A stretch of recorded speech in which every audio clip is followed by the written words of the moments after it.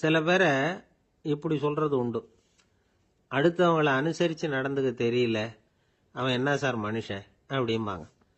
சக மனிதர்களோட எப்படி பழகிறது அப்படின்னு தெரியாததுனாலேயே பல பேர் இன்னைக்கு சங்கடப்பட்டுக்கிட்டு இருக்கிறாங்க. வசதி வாய்ப்பெல்லாம் சரியா இருக்கும், ஆனால் வாழ்க்கை சரியா இருக்காது. இன்னொருத்தர்கிட்ட எப்படி பேசுறது பழகிறதுங்கிறது தெரியாததுனால தான் இந்த அவஸ்தை. சரி, இந்த அவஸ்தை இல்லாமல் வாழறது எப்படி? இதுக்கு அனுபவசாலிகள் சில வழிமுறைகளை சொல்றாங்க. அதெல்லாம் என்னென்னங்கிறத இப்போ தெரிஞ்சுக்குவோம். முதல்ல நம்ம நாக்கு நம்ம கண்ட்ரோலில் இருக்கணும். வார்த்தைகளை கொட்டிவிட்டு அதுக்கப்புறம் அள்ள முடியாமல் கடந்து கஷ்டப்படக்கூடாது. எப்படி பேசுகிறோங்கிறதும் முக்கியம், பேசுகிறப்ப எப்படி முகத்தை வச்சிருக்கிறோங்கிறதும் முக்கியம். அன்பாக பேசினாலும் நல்லா இருக்கும். அப்படி பேசுகிறப்ப ஆதரவாக அவர் தோள் மேலே ஒரு கையை போட்டுக்கிட்டு பேசினா இன்னமும் நல்லா இருக்கும். ரெண்டாவது விஷயம், இன்னொருத்தர்கிட்ட பேசுகிறப்ப வாக்குறுதிகளை அள்ளி வீசக்கூடாது. கொடுக்குற வாக்குறுதி குறைச்சலாக இருக்கணும். அப்படி கொடுத்த வாக்குறுதியை கண்டிப்பாக நிறைவேற்றணும். நாம் ஒருத்தரை பாராட்டுறோம் அல்லது அவரை பற்றி அபிப்பிராயம் சொல்கிறோம்னா அது ஆக்கப்பூர்வமாக இருக்கணும். நம்ம பாராட்டு அல்லது விமர்சனம் அடுத்தவருடைய முன்னேற்றத்துக்கு உதவுறது மாதிரி இருக்கணும். நாம் சொல்கிறத கேட்டுட்டு அவன் தலையில் கையை வச்சுட்டு உட்காந்துடக்கூடாது. எப்பவும் உற்சாகமாக இருக்கணும், முகம் அலர்ச்சியாக இருக்கணும். மனுஷன் இருந்தால் வருத்தம், கவலை, ஏமாற்றம் எல்லாம் இருக்க தான் செய்யும். அதெல்லாம் மனசில் இருக்கட்டும். அந்த வருத்தமும் கவலையும் ஏமாற்றமும் சேர்ந்துக்கிட்டு நம்ம முகத்தில் இருக்கிற மலர்ச்சியை மூடி மறைக்கிறதுக்கு நாம் இடம் கொடுத்துடக்கூடாது. எந்த விஷயத்தை பற்றி யாருக்கிட்ட பேசினாலும் வெளிப்படையாக பேசணும், திறந்த மனசோட பேசணும். மூடி மறைச்சி முன்னு மூழ்கிக்கிட்டு இருக்கக்கூடாது. இன்னொருத்தர்கிட்ட பேசுகிறப்போ விவாதம் பண்ணுங்க, அது தப்பு இல்லை. ஆனால் வாதாடிக்கிட்டு இருக்கக்கூடாது. அதாவது என்ன சொல்கிறாங்கன்னா, டிஸ்கஸ் பண்ணலாம், ஆர்கியூ பண்ணக்கூடாதான். நம்மக்கிட்ட இருக்கிற நல்ல குணங்களை நாம் எடுத்து சொல்லிகிட்டு இருக்கக்கூடாது. அந்த நல்ல குணங்களே நம்மளை பற்றி எடுத்து சொல்லணும், அது மாதிரி நடந்துக்கணும். அதே மாதிரி அடுத்தவங்க கிட்ட உள்ள கெட்ட குணங்களை பற்றி அவசியம் இல்லாமல் நாம் பேச வேண்டியதில்லை. உங்களை பற்றி யாராவது தப்பாக பேசுகிறாங்களா, அப்படி அவங்க பேசுகிறதுல உண்மை இல்லையா அப்படின்னா அதை நீங்கள் பொருட்படுத்த வேண்டியதில்லை, விட்டுடலாம். அது தானாக போயிடும். ஒரு 4-5 பேரோட பேசிக்கிட்டு இருந்தீங்கன்னா எல்லாருக்கும் முக்கியத்துவம் கொடுங்க, யாரையும் அலட்சியப்படுத்தாதீங்க. தமாஷா பேசலாம், ஆனால் அவங்க தமாஷ் அடுத்தவங்களை கேலி பண்ணுறதா இருக்கக்கூடாது. நமக்கு கிடைக்க வேண்டியது கிடைக்கலையே அப்படிங்கிற தவிப்பு நம்மகிட்ட இருக்கக்கூடாது, அது தேவையில்லை. உங்கள் செயல்பாடுகள் தெளிவாக இருக்கட்டும், பாராட்டு தானாக அவங்கள தேடிட்டு வரும். இன்னொரு மனுஷனுடைய மனசில் கௌரவமான ஒரு இடத்த பிடிக்கணும்னா நாம் இந்த குணத்தையெல்லாம் நம்மகிட்ட வளர்த்துக்கணும். இதெல்லாம் அனுபவசாலிகள் சொல்லியிருக்கிற குறிப்புகள். இந்த குறிப்புகளை சரியாக புரிஞ்சுக்கணும், அது முக்கியம். தப்பாக புரிஞ்சுக்கிட்டா என்ன ஆகும் தெரியுமா? இதை கேளுங்க. ஒருத்தர் வந்தார், சார் அடுத்தவங்க தோள் மேலே கையை போட்டுக்கிட்டு அன்பாக பேசணும்னு சொன்னீங்க, அப்படி தான் பேசினேன். அவர் முதுகை கூட தட்டி கொடுத்தேன், என் வேலை போயிட்டுது சார், வீட்டுக்கு அனுப்பிச்சிட்டாங்க அப்படின்னார். யாருக்கிட்ட அப்படி பேசுனீங்கன்னு கேட்டோம். என் முதலாளிகிட்ட சார் அப்படிங்கிறார் ரொம்ப சோகமா. ஒருத்தர் இருக்கார், நல்ல உத்தியோகத்தில் தான் இருக்கிறார், ஆனால் எப்போ பார்த்தாலும் முகத்தை வெறுப்பாக வச்சிருப்பார். அப்படியே வருவார் போவார். ஏன் சார் இப்படி இருக்கிறீங்க அப்படின்னு விசாரித்தோம். ஏன்டா இந்த வேலைக்கு வந்தோம்னு இருக்கு சார் அப்படின்னார். உங்கள் வேலை உங்களுக்கு பிடிக்கலையா அப்படின்னு கேட்டோம். இல்லைன்னார். இப்படிப்பட்டவங்க வெற்றிகரமான வாழ்க்கை வாழ முடியாது. இது நிபுணர்கள் கருத்து. வேலையை நேசிக்க தெரிந்தவர்கள் வெற்றி பெறுவார்கள் அப்படிங்கிறாங்க அவங்க. எந்த துறையாக இருந்தாலும் சரி, அந்த துறையில் வெற்றிகரமாக இருக்கிறவங்கள விசாரிச்சு பாருங்க. எனக்கு என்னுடைய வேலை ரொம்ப பிடிக்கும் அப்படின்னு சொல்கிறவங்களா தான் இருப்பாங்க. அப்படி இருந்தால் தான் அது வெற்றிகரமாக இருக்க முடியுது அவங்களால. ஒருத்தனுக்கு பிடித்தமான பொழுதுபோக்கே அவனுடைய தொழிலா இருந்துட்டுதுன்னா அவனை மாதிரி கொடுத்து வச்சவன் வேற யாரும் இல்லை அப்படிங்கிறார் பெர்னாட் ஷா. ஒரு தடவை மன்னர் ஹுமாயூன் உயிரை தண்ணீர் முண்டு ஊற்றுகிற தொழிலாளி ஒருத்தர் காப்பாத்தினாராம் அந்த ஹுமாயூன் உயிரை. உடனே மன்னர் கேட்டிருக்கார், உனக்கு என்ன வேணும்னாலும் கேளு தரேன், உயர் பதவி வேணுமா அப்படின்னு கேட்டாராம். மன்னா, மக்களின் தாகம் தீர்க்கக்கூடிய இந்த பணியை விட உயர்ந்தது உண்டா அப்படின்னாராம் அந்த தொழிலாளி. அவரால் அவருடைய வேலையை நேசிக்க முடிஞ்சது, அதனால மகிழ்ச்சியா இருக்க முடிஞ்சது. நாமெல்லாம் அப்படி இல்லை, வேலை கிடைக்கிற வரைக்கும் கிடைச்சா போதும் அப்படின்னு இருக்கோம். கிடைச்சதுக்கு அப்புறம் ஏன்டா அந்த வேலைக்கு வந்தோம்னு ரொம்பவும் அழுத்துக்குவோம். சரி, நாம இருக்கிற இடத்துல நாம வெற்றிகரமா இருக்க வழி உண்டா அப்படின்னா உண்டுன்னு சொல்றாங்க. அதாவது மன இயல் நிபுணர்கள் இருக்கிறாங்க இல்லையா, அவங்க அதுக்கு முக்கியமா 6 வழிகள் சொல்றாங்க. நீங்க ஒரு அலுவலகத்துல வேலை பார்க்கிறவரா அப்படின்னா இதை கேளுங்க. அதாவது உங்க மேல் அதிகாரி எதிர்பார்ப்புக்கு தகுந்த மாதிரி உங்க வேலை இருக்குதா, அப்படி இல்லைன்னா முதல்ல உங்க வேலையின் தரம் உயரணும். உங்களுக்கு மேல கீழே வேலை பார்க்குற பணியாளர்கள் கிட்ட நல்ல விதமா பழகுறீங்களா? அந்த உறவு முறையில ஏதாவது குறை இருந்தா அதை கண்டுபிடிச்சு சரி பண்ணுங்க. நம்பிக்கைக்கு உரியவர் அப்படின்னு நீங்க பேர் எடுக்கணும். நீங்க எடுக்கிற முடிவு நல்ல முடிவா தான் இருக்கும் அப்படின்னு அடுத்தவங்க சொல்லணும்.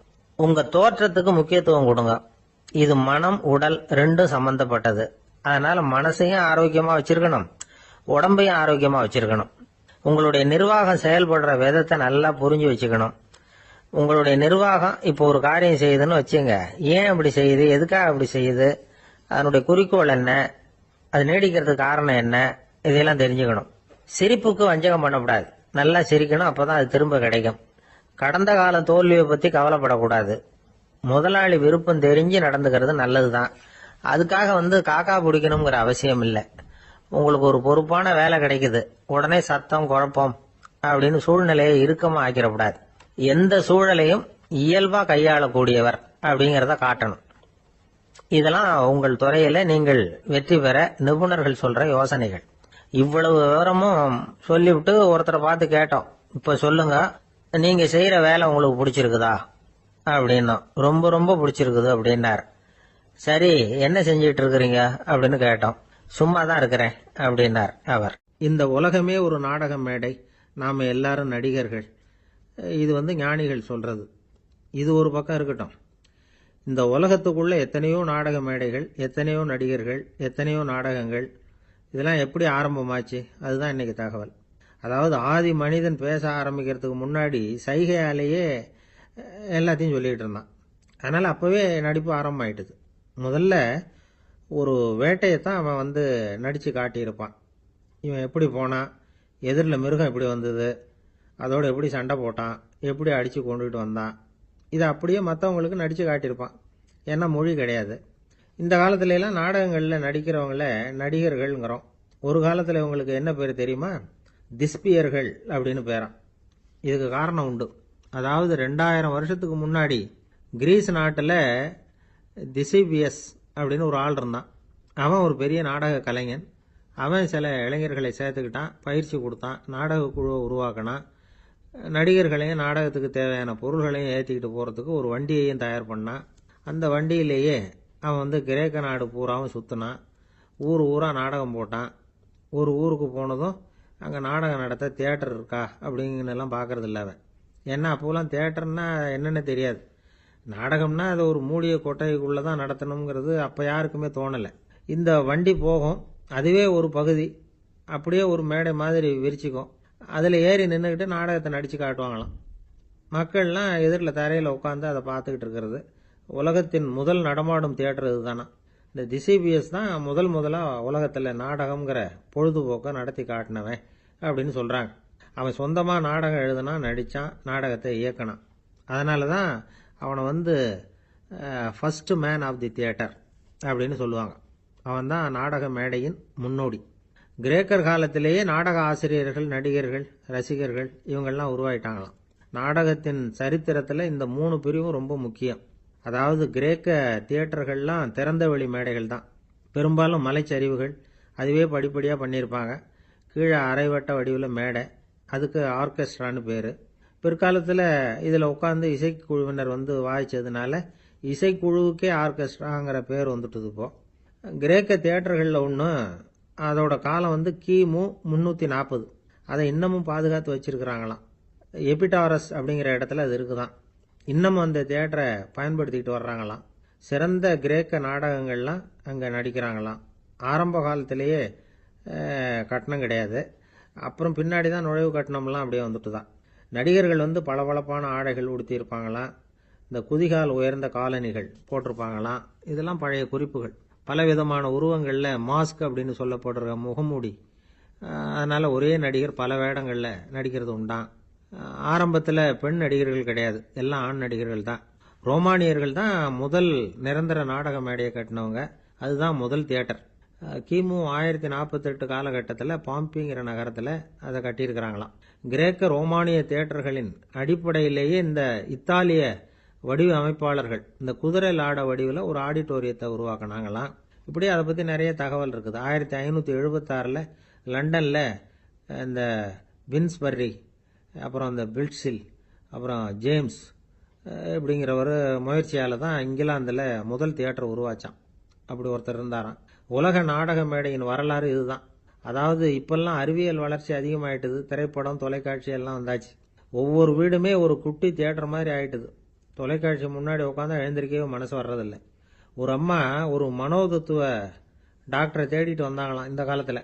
டாக்டர், எங்கள் வீட்டுக்காரர் எப்போ பார்த்தாலும் டிவி முன்னாடி உட்காந்துக்கிட்டு அதையே வெறிச்சு பார்த்துக்கிட்டு இருக்கிறார், உத்து பார்த்துக்கிட்டு இருக்கார், எனக்கு சந்தேகமாக இருக்குன்னாங்களாம். இது மனக்கோளாறு இல்லைங்க, ஆர்வ கோளாறு, அவ்வளவுதான், இதுக்காக பயப்படாதீங்கன்னாராம் டாக்டர். அப்படி இல்லை டாக்டர், டிவி ஓடும் பொழுது நாம் எல்லாம் அதை பார்க்குறோம் சரி, ஆனால் அவர் அப்படி இல்லை, டிவியை நிறுத்தினதுக்கு அப்புறமும் அதையே உத்து பார்த்துட்டு உட்காந்துருக்கிறார், அதனால தான் சந்தேகப்பட்டு உங்ககிட்ட வந்தேன் அப்படின்னாங்களாம். அள்ள அள்ள குறையாதது அட்சய பாத்திரம், அது நமக்கு தெரியும், கேள்விப்பட்டிருக்கிறோம். ஆனால் போட போட நிரம்பாத ஒரு பாத்திரம் உண்டு. அது என்ன தெரியுமா? நம்மள பல பேர்கிட்ட அந்த பாத்திரம் உண்டு. அதுதான் பேராசை அப்படிங்கிற பாத்திரம். அதை நிறைவு செய்யவே முடியாது. பேராசையை பத்தி சுஃபி இலக்கியத்துல ஒரு பிரபலமான கதை உண்டாம். அதை ஒரு பெரியவர் எடுத்து சொல்லியிருக்கிறார். ஒரு மன்னர் நகர்வலம் போயிட்டு இருக்கார். ஒரு பிச்சைக்காரன் மன்னர் எதிரில் வர்றான். பிச்சை போடுங்கிறான். என்னுடைய அமைதியை கெடுக்காதே போங்கிறார் மன்னர். அவன் சிரிக்கிறான். அரசே, உங்களுடைய அமைதி கெடக்கூடிய நிலையில் இருந்தா அதுக்கு பேர் அமைதியே கிடையாது அப்படின்னு. எதிரில் நிக்கிறது வெறும் பிச்சைக்காரன் இல்ல, யோகி அப்படிங்கறத மன்னர் புரிஞ்சுக்கிட்டார். துறவியே, உங்களுக்கு என்ன வேணும்னாலும் கேளுங்க, கொடுக்கறேன்னாராம். அந்த துறவி மறுபடியும் சிரிக்கிறார். அரசே, உங்களால முடியாததையெல்லாம் கொடுக்க முடியும்னு சத்தியம் செய்யாதீங்க அப்படின்னார். மன்னருக்கு கோபம் வந்துட்டுது. என்ன இவர் இப்படி சொல்றாரு அப்படின்னு நினைச்சார். நகர்வலத்தை பாதியிலேயே நிறுத்தினார். வாங்க அரண்மனைக்குன்னார். துறவியை அழைச்சிக்கிட்டு அரண்மனைக்கு வந்துட்டார். துறவி தன்கிட்ட இருந்த பிச்சை பாத்திரத்தை நீட்டினார். இது நிறைய எனக்கு பொற்காசுகள் வேணும் அப்படின்னாராம். அவ்வளவுதானா, இது ஒரு பெரிய காரியமா அப்படின்னு கையை தட்டினாராம் மன்னர். ஒரு பெரிய தாம்பாளம் நிறைய பொற்காசுகள் சேர்ந்தது.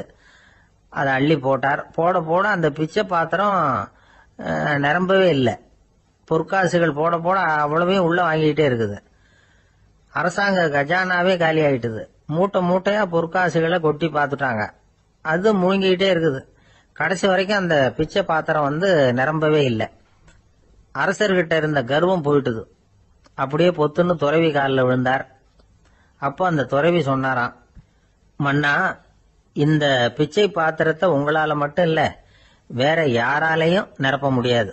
அதுக்கு என்ன காரணம்னா, இது சாதாரண பிச்சை பாத்திரம் இல்ல, பேராசைகளோட வாழ்ந்து செத்து போன ஒரு மனிதனின் மண்டை ஓடுது அப்படின்னாராம். பாருங்க, இதுதான் அந்த சுஃபி இலக்கிய கதை. செத்த பிறகும் நிறைவு இல்லைன்னா அது எப்பேற்பட்ட பேராசையா இருக்கும்னு யோசிச்சு பார்த்துங்க. நம்மால் ஒருத்தர் கல்யாணம் பண்ணிக்க பொண்ணு பார்த்துக்கிட்டு இருந்தார். அழகு, அறிவு, படிப்பு எதுவும் தேவையில்லை, பணம் மட்டும் இருந்தா போதும் அப்படின்னு பாக்குறவங்க கிட்ட எல்லாம் சொல்லி வச்சார். ரொம்ப நாளைக்கு அப்புறம் ஒரு பணக்காரர் கிடைச்சார். அவரு சொன்னார், இத பாருங்க, எனக்கு 20 வயசுல ஒரு மகள், அவளை நீங்க கல்யாணம் பண்ணிட்டா 2 லட்சம் பணம் கொடுப்பேன். 25 வயசுல ஒரு பொண்ணு, அவளை கல்யாணம் பண்ணிட்டா 2.5 லட்சம் தருவேன். 30 வயசுல ஒரு பொண்ணு இருக்கா, அவளை கல்யாணம் பண்ணிட்டா 3 லட்சம் தருவேன். என்ன சொல்ற அப்படின்னாராம். இவன் கொஞ்ச நேரம் யோசிச்சு பார்த்திருக்கான். அதுக்கப்புறம் மெதுவா அவரை நிமிர்ந்து பார்த்து, ஏன் சார், உங்ககிட்ட 50 வயசுல ஏதாவது பொண்ணு இருக்கா அப்படின்னு கேட்டான். ஒருத்தர் ரொம்ப அவசரமா வந்தார். சார், மனுஷன் நிம்மதியா இருக்கிறதுக்கு என்ன வழின்னு கேட்டார்.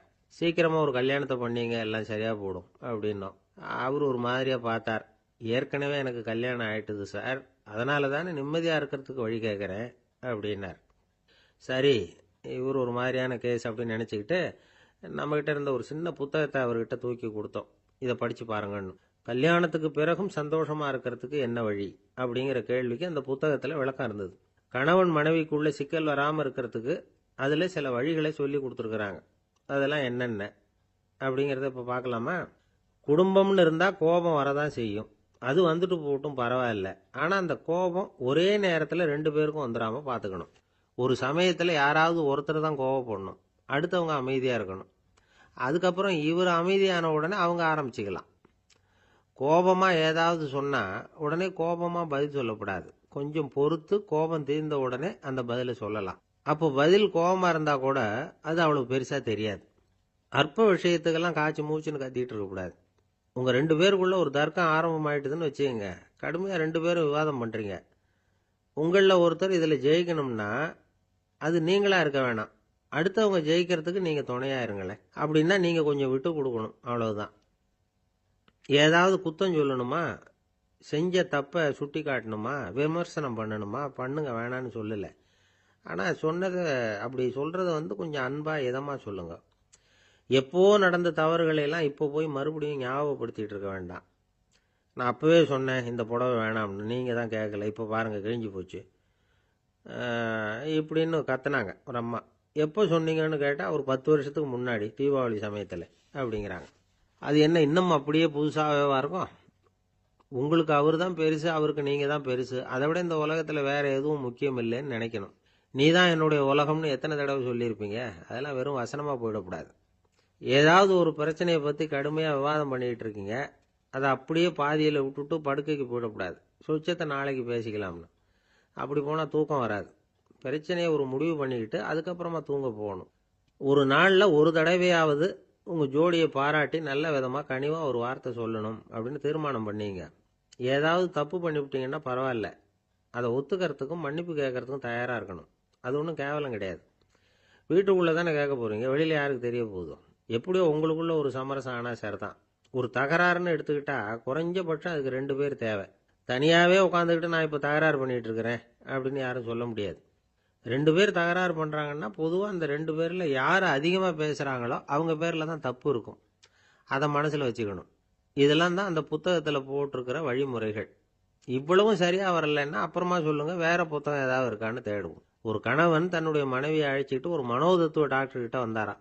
டாக்டர், எங்களுக்கு கல்யாணம் ஆகி 30 வருஷ காலமாக நாங்கள் ஒரு விஷயத்தில் கூட ஒத்து போனதில்லை அப்படின்னு ஆரம்பித்தார். உடனே அந்த அம்மா குறுக்கிட்டு, அது 30 வருஷம் இல்லை 32 வருஷம் அப்படின்னாங்களாம். ஒருத்தர் ரொம்ப அவசரமாக போயிட்டு இருந்தார். எங்கே சார் போறீங்கன்னு கேட்டோம். எனக்கு வேண்டியப்பட்ட ஒருத்தருக்கு குழந்தை பிறந்திருக்கிறதாக செய்தி வந்திருக்கு, அதுதான் ஆஸ்பத்திரிக்கு போயிட்டு இருக்கேன், பார்த்துட்டு வரலாம்னு அப்படின்னார். அப்படின்னா கொஞ்சம் இப்படி உட்காருங்க அப்படின்னோம். சில விவரமெல்லாம் சொல்கிறேன் கேட்டுட்டு போங்க அப்படின்னோம். உட்காந்தார். அப்புறம் சொல்ல ஆரம்பித்தோம். புதுசாக பிறந்திருக்கிற ஒரு குழந்தைய பார்க்க போகிறதுன்னா அது சாதாரண விஷயம் இல்லை. அதில் ரொம்பவும் கவனமாக நடந்துக்கணும். புது குழந்தைக்கு நோய் சுலபமாக தொற்றும். முக்கியமாக காற்று மூலமாக பரவுற நோய்கள் சுலபமாக வந்துடும். அதனால் நமக்கு உடம்பு சரியில்லைன்னா குழந்தைய விட்டு கொஞ்சம் தள்ளியே இருக்கிறது தான் நல்லது. பெரியவங்களை பொறுத்த வரைக்கும் சாதாரணமாக உள்ள ஒரு கிருமி கூட குழந்தைய பொறுத்த வரைக்கும் ரொம்ப மோசமான ஒரு கிருமியாக இருக்கும். சில வெளிநாடுகள் எப்படி தெரியுமா, பிறந்த குழந்தை தூங்கிட்டு இருக்கிற ஒரு ரூமுக்கு போகணும்னா போகிறவங்க முகமூடி போட்டுக்கணும், காலணிகளை மாற்றிக்கணும், அவ்வளவு சுத்தமாக உள்ளே போய் பார்த்துட்டு வரணும். பொதுவாக சில ஆஸ்பத்திரிகளில் பார்த்தீங்கன்னா பார்வையாளர்கள் நேரத்தில் விசிட்டிங் ஹவர்ஸ் தாயை விட்டு குழந்தைய தனியாக பிரித்து வச்சுருவாங்க. எதுக்குன்னு நினைக்கிறீங்க? அந்த நேரம் பல பேர் வருவாங்க போவாங்க, அவங்க கை கால் சுத்தமாக இருக்காது. சுத்தம் இல்லாத கைகள் மூலமாக கிருமிகள் பரவும். சுத்தம் இல்லாத கைன்னா மண்ணு தூசி படிஞ்சிருக்கிற கை மட்டும் தான் அர்த்தம் இல்லை. சாலையில் கையை வீசிக்கிட்டு நடந்து வர்றீங்க, குழந்தைய பொறுத்த வரைக்கும் அது கூட சுத்தம் இல்லாத கை தான். தாயை தவிர மற்றவங்க குழந்தைய தூக்காம பார்த்துக்கிறது நல்லது. தாய் கூட அளவோட கொஞ்சிறதோட நிறுத்திக்கணும். புதுசா ஒரு குழந்தைய பெற்றிருக்கிற பொண்ணுகிட்ட மற்ற தாய்மார்கள் ஏதாவது சொல்லிக்கிட்டே இருப்பாங்க. குழந்தைய அப்படி வளர்க்கணும் இப்படி வளர்க்கணும் அப்படின்னு ஏதாவது அட்வைஸ் பண்ணிக்கிட்டே இருப்பாங்க. இப்படி ஓவரா அறிவுரை பண்றது அந்த பொண்ணை குழப்பி விட்டுரும். அதனால அப்படிலாம் பண்ணக்கூடாது. அந்த பெண்ணே ஏதாவது கேட்டா கூட டாக்டர் சொல்ல வேண்டிய விவரங்களை எல்லாம் நாமே சொல்லிக்கிட்டு இருக்கக்கூடாது. புதுசா பிறந்திருக்கிற குழந்தைய மட்டும்தான் இப்படி பார்க்கணும்னு இல்லை. ஒரு நோயாளி குழந்தைய பார்க்க போறதுன்னா கூட ரொம்ப எச்சரிக்கையா தான் நடந்துக்கணும். ஒரு தின்பண்டமோ விளையாட்டு சாமானோ அந்த குழந்தைக்கு நாம் வாங்கிட்டு போறதா வச்சுக்குவோம். அதை நேராக கொண்டுகிட்டு போய் அந்த குழந்தைகிட்டே கொடுக்கக்கூடாது. அதோட அப்பா அம்மா கிட்ட ரகசியமா கொடுக்கலாம். அவங்க முடிவு பண்ணட்டும் குழந்தைகிட்ட அதை கொடுக்கலாமா வேண்டாமாங்கிறத. அவங்களுக்கு தான் தெரியும் அதோட மனசும் உடம்பும். உங்க அக்கறையை காட்டுறதா நினைச்சுக்கிட்டு குழந்தை வாயில எதையும் கொண்டுட்டு போய் போடாதீங்க. போறப்போ உங்க வீட்டு குழந்தையும் அழைச்சிட்டு போகாதீங்க. இது நோயை வாங்கிட்டு வந்துடும், அல்லது புதுசா ஒரு நோயை அதுகிட்ட கொடுத்துட்டு வந்துடும். என்னதான் உங்களுக்கு பழக்கமான குழந்தையா இருந்தா கூட அதுக்கு விருப்பம் இல்லைன்னா பேசக்கூடாது. அங்க போய் அவங்க பள்ளிக்கூடத்தை ஞாபகப்படுத்திட்டு இருக்கக்கூடாது. நோயில இருக்கிறப்ப ஸ்கூலை பத்தி பேச அது விரும்பாது. ஆஸ்பத்திரியை விட்டு வெளியில புறப்படுறப்போ குழந்தைகிட்ட சொல்லணும்னு அவசியம் இல்லை. அதோட அப்பா அம்மா கிட்ட சொல்லிவிட்டு புறப்பட்டா போதும், குழந்தை கோபிச்சுக்காது. சமூக சம்பிரதாயத்தை பத்தி அது கவலைப்படுறதில்ல. இப்படி எல்லா விவரமும் நம்ம எதிரில் உட்காந்துருந்தவங்க கிட்ட சொல்லி முடிச்சோம். ரொம்ப நன்றி சார் அப்படின்னு சொல்லிவிட்டு அவர் புறப்பட்டார். குழந்தைங்க கொஞ்சம் வளர்ற வரைக்கும் தான் நாம எச்சரிக்கையா இருக்கணும்னு இல்லை, வளர்ந்த பிறகு இன்னும் எச்சரிக்கையா இருக்கணும். ஒரு பையன் பள்ளிக்கூடத்திலேருந்து திரும்பி வீட்டுக்கு வந்தான். முகம் பூரா நகத்தால கீறி இருந்தது. அப்பா பார்த்து பயந்துட்டார். யாருடா உன்னை இப்படி பண்ணது அப்படின்னாரு. என் கூட படிக்கிற இன்னொரு பையன். நாளைக்கு உன் கூட பள்ளிக்கூடத்துக்கு வர்றேன், நீ எனக்கு அவனை அடையாளம் காட்ட முடியுமான்னார். அது ரொம்ப சுலபம். நான் பையன் எப்படின்னார் அப்பா. அவன் காதுல ஒன்ன கையோடு எடுத்துட்டு வந்திருக்கிறேன், இதோ என் பையில தான் வச்சிருக்கேன் அப்படிங்கிறான் அந்த பையன். அம்மாக்காரங்களுக்கு அடிக்கடி ஏற்படுற கவலை ஒன்று உண்டு. அதாவது குழந்தை சரியா சாப்பிட மாட்டேங்குதே அப்படிங்கிற கவலை. இவங்கெல்லாம் ஒரு விஷயத்த நல்லா புரிஞ்சுக்கணும். குழந்தைகள்ங்கிறவங்க பெரியவங்க மாதிரி இல்லை. அவங்க கடிகாரத்துல மணியை பார்த்துட்டு சாப்பிட்றதுக்கு உட்கார்ற ரகம் கிடையாது. பசிச்சா சாப்பிடுவாங்க, இல்லைன்னா விளையாடுவாங்க அல்லது தூங்குவாங்க. அது புரியாம அவங்கள கட்டாயப்படுத்தி அல்லது மிரட்டி சாப்பிட வைக்கிறது ரொம்ப தப்பு. ஒரு 8 மாச குழந்தைக்கு 3 மணி நேரத்துக்கு ஒரு தடவை பசிக்கும்.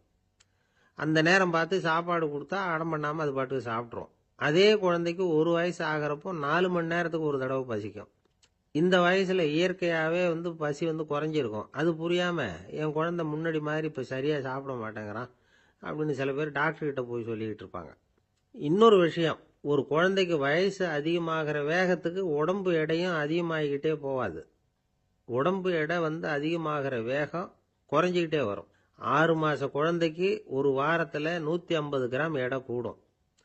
ஒரு வயசுல வாரத்துக்கு 71 கிராம் எடை கூடும். இது புரியாம அதிகமா சாப்பாட்டை கொடுத்து குழந்தைய கஷ்டப்படுத்தக்கூடாது. ஏன்னா அளவுக்கு மீறின உணவு அஜீரணத்தை உண்டு பண்ணிவிடும். குழந்தைக்கு ஒரு தட்டில் கொஞ்சமா ஆகாரத்தை வச்சு கொண்டுகிட்டு போய் கொடுக்கணும். மலை மாதிரி குவிச்சு வச்சா அதை பார்த்ததுமே பசி அடங்கி போயிடும். அடிச்சு மிரட்டி பயமுறுத்தி குழந்தைய சாப்பிட வைக்கிற பழக்கம் இருக்கு பாருங்க, அதுக்கு ஃபுட் ஃபோர்சிங் அப்படின்னு பேர். இப்படி பண்ணுனா குழந்தைக்கு சாப்பாட்டில் விருப்பம் குறைஞ்சிரும், அதை கண்டாவே வெறுக்க ஆரம்பிச்சிடும். அது மாதிரி உளம் சார்ந்த பசி குறைவு, சைக்கோஜெனிக் அனோரெக்சியா, அது ஏற்படுமா. சாப்பாடுங்கிறதே ஒரு தண்டனை மாதிரி தோணும். குழந்தைகளுக்கு பிடிச்ச மாதிரியான ஆகாரத்தை கொடுக்கணும். சத்து அதிகம் இருக்குங்கிறதுக்காக அதுக்கு பிடிக்காத ஆகாரத்தை கொடுத்து கட்டாயப்படுத்தக்கூடாது. குழந்தைகளுக்கு 2 வயசு ஆகிறப்போ இயற்கையாகவே எதிர்மறை குணம் உண்டாகும். அதாவது அந்த எதிர்மறையா பேசுறது. இது மாதிரி சமயங்கள்ல நாம என்ன சொல்றோமோ அதுக்கு நேர்மாறா நடந்துக்கும். ஏட்டிக்கு போட்டி. சாப்பிட சொன்னா விளையாட போவோம், விளையாட சொன்னா சாப்பாடு கேட்கும். இதை புரிஞ்சுக்கிட்டு நடந்துக்கணும். குழந்தை சொன்ன பேச்சை கேட்கலேன்னு கோவப்படக்கூடாது. குழந்தை வளர வளர பிடிவாத குணம் வர்றது சகஜம். கேட்டதை வாங்கி கொடுத்தாதான் சாப்பிடுவேன் அப்படின்னு பிடிவாதம் பண்ணும். வாங்கி கொடுத்து விடுறது தான் உத்தமம். நீங்களும் அதுகிட்ட பிடிவாதம் பண்ணிட்டு இருக்கக்கூடாது. ஏன்னா கேட்டது கிடைக்கலையேங்கிற ஏமாற்றம் கூட குழந்தையோட பசியை குறைச்சிரும். கேட்டது கிடைச்சுட்டா பசி அதிகமாகும், கொடுத்ததை மலமலன்னு சாப்பிட்றோம். குழந்தைகளுக்கு கண்ட கண்ட நேரத்தில் சாப்பிட்றதுக்கு எதையாவது வாங்கி கொடுத்துக்கிட்டு இருந்தா சாப்பாட்டு நேரத்தில் சாப்பிடாம அடம் பண்ண ஆரம்பிச்சிடும். பள்ளிக்கூடம் போகிற பிள்ளைங்க காலை உணவை சரியாக சாப்பிட மாட்டாங்க. அச்சம், அவசரம், பரபரப்பு இதெல்லாம் தான் காரணம். பள்ளிக்கு புறப்படுறதுக்கு ஒரு 3/4 மணி நேரத்துக்கு முன்னாடியே சாப்பாடு போட்டுருங்க, அது சரியாக போடும். படிக்கிற குழந்தைகள் உடல் சோர்வு, மனச்சோர்வு இது காரணமாக கூட சாப்பிட மறுக்கிறது உண்டு. இப்போ உதாரணமாக சாயந்தரம் விளையாடி விட்டு வீட்டுக்கு வந்ததும் சாப்பிட சொன்னால் வேணாம்பாங்க. இது உடல் சோர்வு. ரொம்ப நேரம் வீட்டு பாடங்களை செஞ்சு முடித்த கையோடு சாப்பிட சொன்னாலும் அவங்களால சரியாக சாப்பிட முடியாது. இது உளச்சோர்வு, அதாவது மனச்சோர்வு. இதை தவிர குழந்தைகளுக்கு உடல் நலக்குறைவு ஏற்பட்டால் கூட சாப்பிட மறுக்கிறது உண்டு. சில மருந்து மாத்திரைகள் கூட பசியை குறைச்சிரும். அதனால் சரியாக தெரிஞ்சுக்கிட்டு குழந்தைகளை சாப்பிட வைக்கணும். அது புரியாமல் கையில் சாப்பாட்டு தட்டை வச்சுக்கிட்டு குழந்தைகளை விரட்டிக்கிட்டு அலையக்கூடாது. ஒரு சின்ன பையன் சொன்னான், எங்கள் அம்மா சாப்பாடு போடுறது தெரிஞ்சா நான் உடனே வீட்டை விட்டு வெளியில் ஓடி போடுவேன் அப்படின்னா. ஏன் அப்படி பண்ணுறேன்னு கேட்டோம். எங்கள் அப்பா கூட அது மாதிரி தான் சார் பண்ணுவார் அப்படிங்கிறான். ஒரு கடைக்கு போனேன், 5 ரூபா பணத்தை எடுத்து கொடுத்தேன். ஒரு தினசரி பத்திரிகையை கேட்டேன். அவரு உடனே அங்கே அடுக்கி வச்சிருந்த பத்திரிகையில் ஒன்று எடுத்து என் கையில் கொடுத்தார், வாங்கிக்கிட்டேன். மீதி பணத்தை எடுத்தார், அதையும் என் கையில் கொடுக்கணும்ல, கொடுக்கல. எதிரில் இருந்த பலகையில் வச்சு எடுத்துக்க சொன்னார். எப்பவும் அவர் அப்படிதான் பண்ணுவார். நானும் எடுத்துக்கிட்டு வந்துடுவேன். இவர் ஏன் இப்படி பண்ணுறாருங்கிறது எனக்கு ரொம்ப நாளாக ஒரு சந்தேகம். ஒரு நாள் அவர்கிட்டயே இதை கேட்டுவிட்டேன். ஏங்க, நீங்கள் உங்கள் கடைக்கு வந்து பொருள்கள் வாங்குறவங்களுக்கு நீங்கள் பாக்கி சில்லறையை கொடுக்குறப்போ பலகையில் வச்சு விட்றீங்க, கையில் கொடுக்க மாட்டேங்கிறீங்களே, ஏன் அப்படின்னு கேட்டேன். காசை கையில் கொடுத்தா நம்மகிட்ட இருக்கிற லட்சுமி போயிடுவா சார் அப்படின்னார். அதாவது பணம் செலவாயிடும் அப்படின்னு அர்த்தமா. இன்னொரு நண்பர், அவர் ஒரு நாள் வழக்கத்துக்கு மாறா ரொம்ப சோகமா உட்காந்துருக்கிறார். ஏங்க என்னாச்சு, ஏன் இப்படி கப்பலே கவிழ்ந்தது மாதிரி உட்காந்துருக்கிறீங்க அப்படின்னு கேட்டேன். கப்பலே கவிழ்ந்திருந்தா கூட நான் இப்படி கவலைப்பட மாட்டேன் சார், வேற ஒன்று நடந்து போச்சுன்னார். என்னன்னு கேட்டேன். என் உச்சந்தலையில பள்ளி ஒன்று விழுந்துட்டுதுன்னார். அதுக்காகவா இப்படி அப்படின்னு ஆச்சரியப்பட்டேன். ஆமாங்க, பள்ளி உச்சந்தலையில் விழுந்தா பலன் என்னன்னு பஞ்சாங்கத்தில் பார்த்தேன், மரணம்னு போட்டிருக்கு அப்படின்னு சொல்லிவிட்டு அவர் தொடர்ந்து கவலைப்பட ஆரம்பிச்சிட்டார். இப்படியும் ஒருத்தர், என் கூட வேலை பார்க்குற ஒருத்தர் எப்படி தெரியுமா, தினமும் வலது காலை வச்சு தான் ஆபீஸுக்கு உள்ள நுழைவார். என்னைக்காவது தவறுதலா இடது காலை வச்சு உள்ள வந்துட்டார்னா அன்னைக்கு பூரா மனசு சங்கடப்படுவார், எந்த வேலையும் சரியா ஓடாது. கேரம் போர்டு ஆடுற ஒருத்தர் எப்ப ஆட உட்காந்தாலும் ஸ்ட்ரைக்கரை கை தவறி கீழே விழற மாதிரி பண்ணி அதுக்கப்புறம் அதை எடுத்துக்கிட்டு ஆட உட்காருவார். ஏன்னா எப்போ ஒரு தடவை நிஜமாவே அது வந்து கை தவறி கீழே விழுந்திருக்குது, அன்னைக்கு பிரமாதமா ஜெயிச்சுட்டார். உடனே ஒரு முடிவுக்கு வந்துட்டார், கை தவறுனா லாபம் அப்படின்னு. அதுக்கப்புறம் அதையே பழக்கமாக்கிக்கிட்டார். பூனை குறுக்க போனா சகனம் சரியில்லைன்னு நினைக்கிறவங்க உண்டு. ஆனா ஒருத்தர் எப்படி தெரியுமா, அவர் வெளியில கிளம்புற சமயம் பக்கத்து வீட்டு ரேடியோவில் மியாவ் மியாவ் பூனை குட்டின்னு பாட்டு சத்தம் கேட்டா கூட போதும், சகனம் சரியில்லைன்னு பிரயாணத்தை கேன்சல் பண்ணிவிடுவார். இப்ப இவ்வளவு எதுக்கு சொல்றோம்னா, அளவுக்கு மீறின சகுன நம்பிக்கைகள் இருக்கு பாருங்க, இதோட பயமும் சேர்ந்துகிட்டதுன்னு வச்சுக்கோங்க, இது ஒருத்தருடைய மனநிலையை பாதிச்சிடும். இது வந்து உளவியல் நிபுணர்கள் சொல்ற கருத்து. வாழ்க்கையே தடுமாற வச்சிரும். பாதுகாப்பு இல்லாத உணர்வு, ஒரு விதமான டிப்ரெஷன் மனநிலை, இதெல்லாம் தான் இதுக்கு காரணமா அமையலாம். சில பேர் காய்கறி நறுக்க கத்திய கையில் எடுத்தா கூட நேரம் சரியா இருக்கா அப்படின்னு பார்த்துட்டு தான் வேலையை ஆரம்பிக்கிறது வழக்கம். அறிவு தான் மனசுக்கு வாத்தியாரா இருக்கணும், அப்பதான் வாழ்க்கை வந்து நிம்மதியா இருக்கும். அறிவு வந்து மனசு சொல்றபடியெல்லாம் கேட்க ஆரம்பிச்சுட்டுதுன்னா இடைஞ்சல் தான். ஒருத்தருக்கு 7ஆம் நம்பர் தான் ராசியான நம்பராம். 7ஆம் தேதி தான் எந்த காரியத்தையும் ஆரம்பிப்பாராம். 7 எழுத்து வர்றது மாதிரி பேரை மாத்தி வச்சுக்கிட்டார். 7 மணிக்கு தான் தினமும் எழுந்திருப்பார். 7ஆம் நம்பர் வீட்டில் தான் குடியிருக்கார். கல்யாணம் கூட 7ஆம் தேதி தான் பண்ணிக்கிட்டார். அவர் ஒரு நாள் குதிரை பந்தயத்துக்கு போனாராம். குதிரையோட பேரையெல்லாம் பார்த்தார். ஒரு குதிரையோட பேர் 7 எழுத்துல அமைஞ்சிருந்தது. 7 தானே இவருக்கு அதிர்ஷ்ட நம்பர். அதனால உடனே அது பேர்ல பணத்தை கட்டினார். பந்தயம் நடந்தது. என்ன சார் ஆச்சுன்னு கேட்டாங்க. நான் பணம் கட்டின அந்த என்னோட குதிரை 7ஆவதா வந்து சேர்ந்தது சார் அப்படின்னாராம். ஒரு அரசனும் அமைச்சரும் ஒரு நாள் ரொம்ப சாவகாசமா பேசிட்டு இருந்தாங்களாம். அரசன் அமைச்சரை பார்த்து ஒரு கேள்வி கேட்டிருக்கார். ஏங்க அமைச்சரே, ஆசை இல்லாத ஒரு மனுஷனால இருக்க முடியுமா அப்படின்னு. ஏன் முடியாது, துறவி அப்படிங்கிறவங்கெல்லாம் அப்படிப்பட்டவங்க தானே அப்படின்னாராம் அமைச்சர். அவங்கெல்லாம் உண்மையிலேயே ஆசையை விட்டவங்க தானா அப்படின்னு கேட்டாராம் ராஜா. அப்படிதான் இருக்கணும் அப்படின்னாராம் அமைச்சர். அப்படின்னா ஆசையே இல்லாத ஒரு உண்மையான துறவியை நான் பார்க்கணுமேன்னார். அது என்ன பிரமாதம், அதுக்கு நான் ஏற்பாடு பண்ணுறேன் அப்படின்னு விட்டார் இவர். சொல்லிவிட்டு உடனே புறப்பட்டு போனார். அங்கங்கே தேடினார். அப்புறம் தான் அவருக்கு புரிஞ்சுது உண்மை துறவியை கண்டுபிடிக்கிறது எவ்வளவு கஷ்டமான காரியம்னு. இருந்தாலும் ராஜா கிட்ட சொல்லியாச்சே உண்மை துறவியை காட்டுறேன்னு. இப்போ என்ன பண்ணுறது, ராஜா கிட்ட சொன்னபடி நடக்கலைன்னா அவருக்கு கோபம் வந்துடும். அமைச்சர் ஒரு யோசனை பண்ணார். அவருக்கு ஒரு வழி தெரிஞ்சுது. அதுதான் சரின்னு முடிவு பண்ணார். அதாவது அந்த ஊரில் அவருக்கு தெரிஞ்ச நாடக நடிகர் ஒருத்தர் இருக்கிறார், நல்லா நடிப்பார். அவரை போய் பார்த்தார். இதை பாருப்பா, எனக்காக நீ ஒரு காரியம் செய்யணும்னார். என்னன்னு கேட்டார் அவர். நீ ஒரு துறவி மாதிரி கொஞ்ச நேரத்துக்கு நடிக்கணும். ராஜா வந்து உன்னை பார்த்துட்டு போகிற வரைக்கும் நடி, அது போதும். அதுக்காக உனக்கு 10,000 ரூபா தரேன் அப்படின்னார். அவர் எந்த காலத்தில் இவ்வளவு பணத்தை மொத்தமாக பார்த்துருக்கார். அதனால் உடனே சரின்னு ஒத்துக்கிட்டார். அமைச்சர் வந்து அரண்மனைக்கு திரும்பி வந்தார். என்ன அமைச்சரே, இன்னுமா ஒரு உண்மையான துறவி கிடைக்கலன்னார். உண்மையான துறவி ஒருத்தரை இப்போ தான் கொஞ்ச நேரத்துக்கு முன்னாடி பார்த்து பேசிவிட்டு வர்றேன். அவர் நம்ம ஊருக்கு வெளியில் குளத்தங்கரையில் உள்ள ஒரு ஆலமரத்துக்கு அடியில் உட்காந்துருக்கிறார் அப்படின்னார் இவர். அப்படின்னா உடனே புறப்படுங்க அப்படின்னார் ராஜா. பரிவாரங்களோடு புறப்பட்டார். அங்கே அந்த மரத்தடியில் அந்த ஆள் வேஷம் போட்டுக்கிட்டு துறவி மாதிரி உட்காந்துருக்கிறான். ராஜா நேராக போனார். அந்த துறவி காலில் பொத்துன்னு விழுந்து வணங்கினார். உடனே ராணி அவர் காலில் விழுந்தாங்க. அடுத்தபடியாக அமைச்சர் விழுந்தார். அவருக்கு தெரியும் இது நம்ம ஆள் தான்னு. இருந்தாலும் என்ன பண்ணுறது, நேரம். அப்புறம் பரிவாரங்கள்லாம் துறவி காலில் விழுந்து ஆசீர்வாதம் வாங்கிட்டாங்க. ராஜா அப்புறமா தங்கத்தட்டில் பொன்னையும் பொருளையும் வச்சு அந்த துறவிகிட்ட ரொம்ப பணிவாக நீட்டுறார். தாங்கள் தயவு பண்ணி இதை ஏற்றுக்கணும் அப்படின்னு வேண்டிக்கிட்டார். அந்த துறவி பற்றில்லாமல் அதை பார்த்தார். எல்லாத்தையும் திறந்துவிட்ட எனக்கு இதெல்லாம் எதுக்காக அப்படின்னு சொல்லி அதை மறுத்துட்டாராம். ஆஹா, உண்மையான துறவியை பார்த்துட்டோம் அப்படிங்கிற ஆனந்தம் அரசருக்கு. ரொம்ப நிம்மதியாக திருப்தியாக திரும்பி வந்தார் அரண்மனைக்கு. அதுக்கப்புறம் அமைச்சர் யாருக்கும் தெரியாமல் அந்த துறவிகிட்ட ஓடினார். சொன்ன பிரகாரம் பணத்தை நீட்டினார். இந்தப்பா, நான் உங்ககிட்ட சொன்னபடி 10,000 ரூபா பணம் எடுத்துக்கோ அப்படின்னார். அந்த ஆள் ராஜா கிட்ட சொன்னது மாதிரியே எல்லாத்தையும் திறந்துவிட்ட எனக்கு இதெல்லாம் எதுக்காக வேணாம் அப்படின்னு விட்டாராம். நடித்த வரைக்கும் போதும்ப்பா, இனிமேல் இந்த நாடக வசனம்லாம் வேணாம், வேஷத்தை கலைச்சிரு, பணத்தை வாங்கிக்கோன்னார். இல்லைங்க, இது வேஷம் இல்லை, இது வசனமும் இல்லை, இது உண்மை. கொஞ்ச நேரம் துறவி மாதிரி நடித்ததுக்கே இந்த தேசத்து ராஜா, ராணி, அமைச்சர், பரிவாரங்கள் எல்லாம் என் காலில் விழுந்து வணங்குறாங்க. அப்படின்னா உண்மையான துறவியாக இருக்கிறது எவ்வளவு பெருமையான விஷயம். நான் உண்மையான துறவியாக ஆக போகிறேன், அப்படி முடிவும் பண்ணிட்டேன் அப்படின்னார் அந்த நடிகர். வேஷம் கூட எப்படிப்பட்ட விளைவுகளை உண்டு பண்ணுது பார்த்தீங்களா. நம்மால் ஒருத்தன் ரொம்ப வசதியாக தான் இருந்தான். ஒரு நாள் அவன் சொத்து பூரா திருட்டு போயிட்டுது. அதுக்கப்புறம் இவன் துறவி மாதிரி ஆயிட்டான். ஊர் ஊராக சுற்றினான். ஒரு குருநாதரை தேடி கண்டுபிடிச்சான். அவர்கிட்ட சீடனாக சேர்ந்துக்கிட்டான்.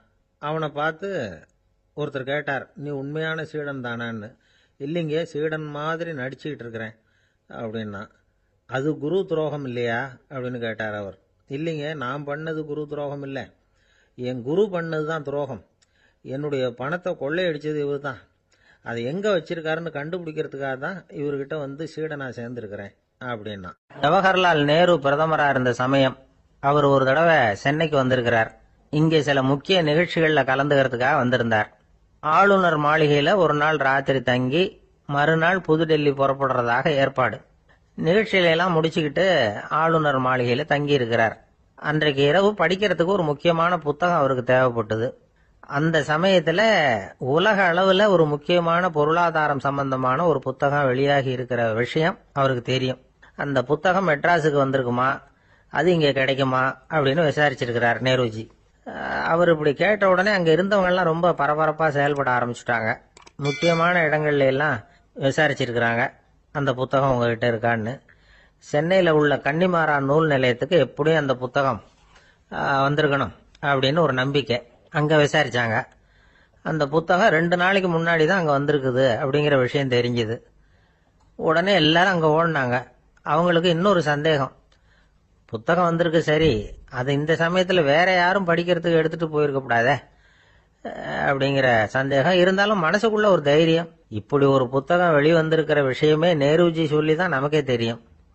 அதுவும் இல்லாமல் உலக பொருளாதாரம் சம்பந்தமான ஏதோ ஒரு புத்தகம் அது. அதை போய் இந்த நேரத்தில் அவ்வளவு ஆர்வமாக யார் எடுத்துகிட்டு போயிட போகிறாங்க அப்படிங்கிற தைரியம். இந்த தைரியத்தோடு அந்த நூல் நிலையத்துக்கு ஓடினாங்க. புத்தகத்தை தேடினா அது கிடைக்கல, யாரோ எடுத்துகிட்டு போயிருக்கிறாங்க. நேருவுக்கு மட்டுமே தெரிஞ்சிருந்த அந்த புத்தகம் பற்றின விஷயம் சென்னையில் வேற ஒருத்தருக்கும் தெரிஞ்சிருக்குது. உடனே எல்லாரும் பரபரப்பாக அந்த அதுக்குன்னு இருக்கிற ரிஜிஸ்டர் இருக்குல்ல, பதிவேடு, அதை புரட்டி பார்க்குறாங்க யார் எடுத்துகிட்டு போகிறாங்கன்னு தெரிஞ்சுக்கிறதுக்காக.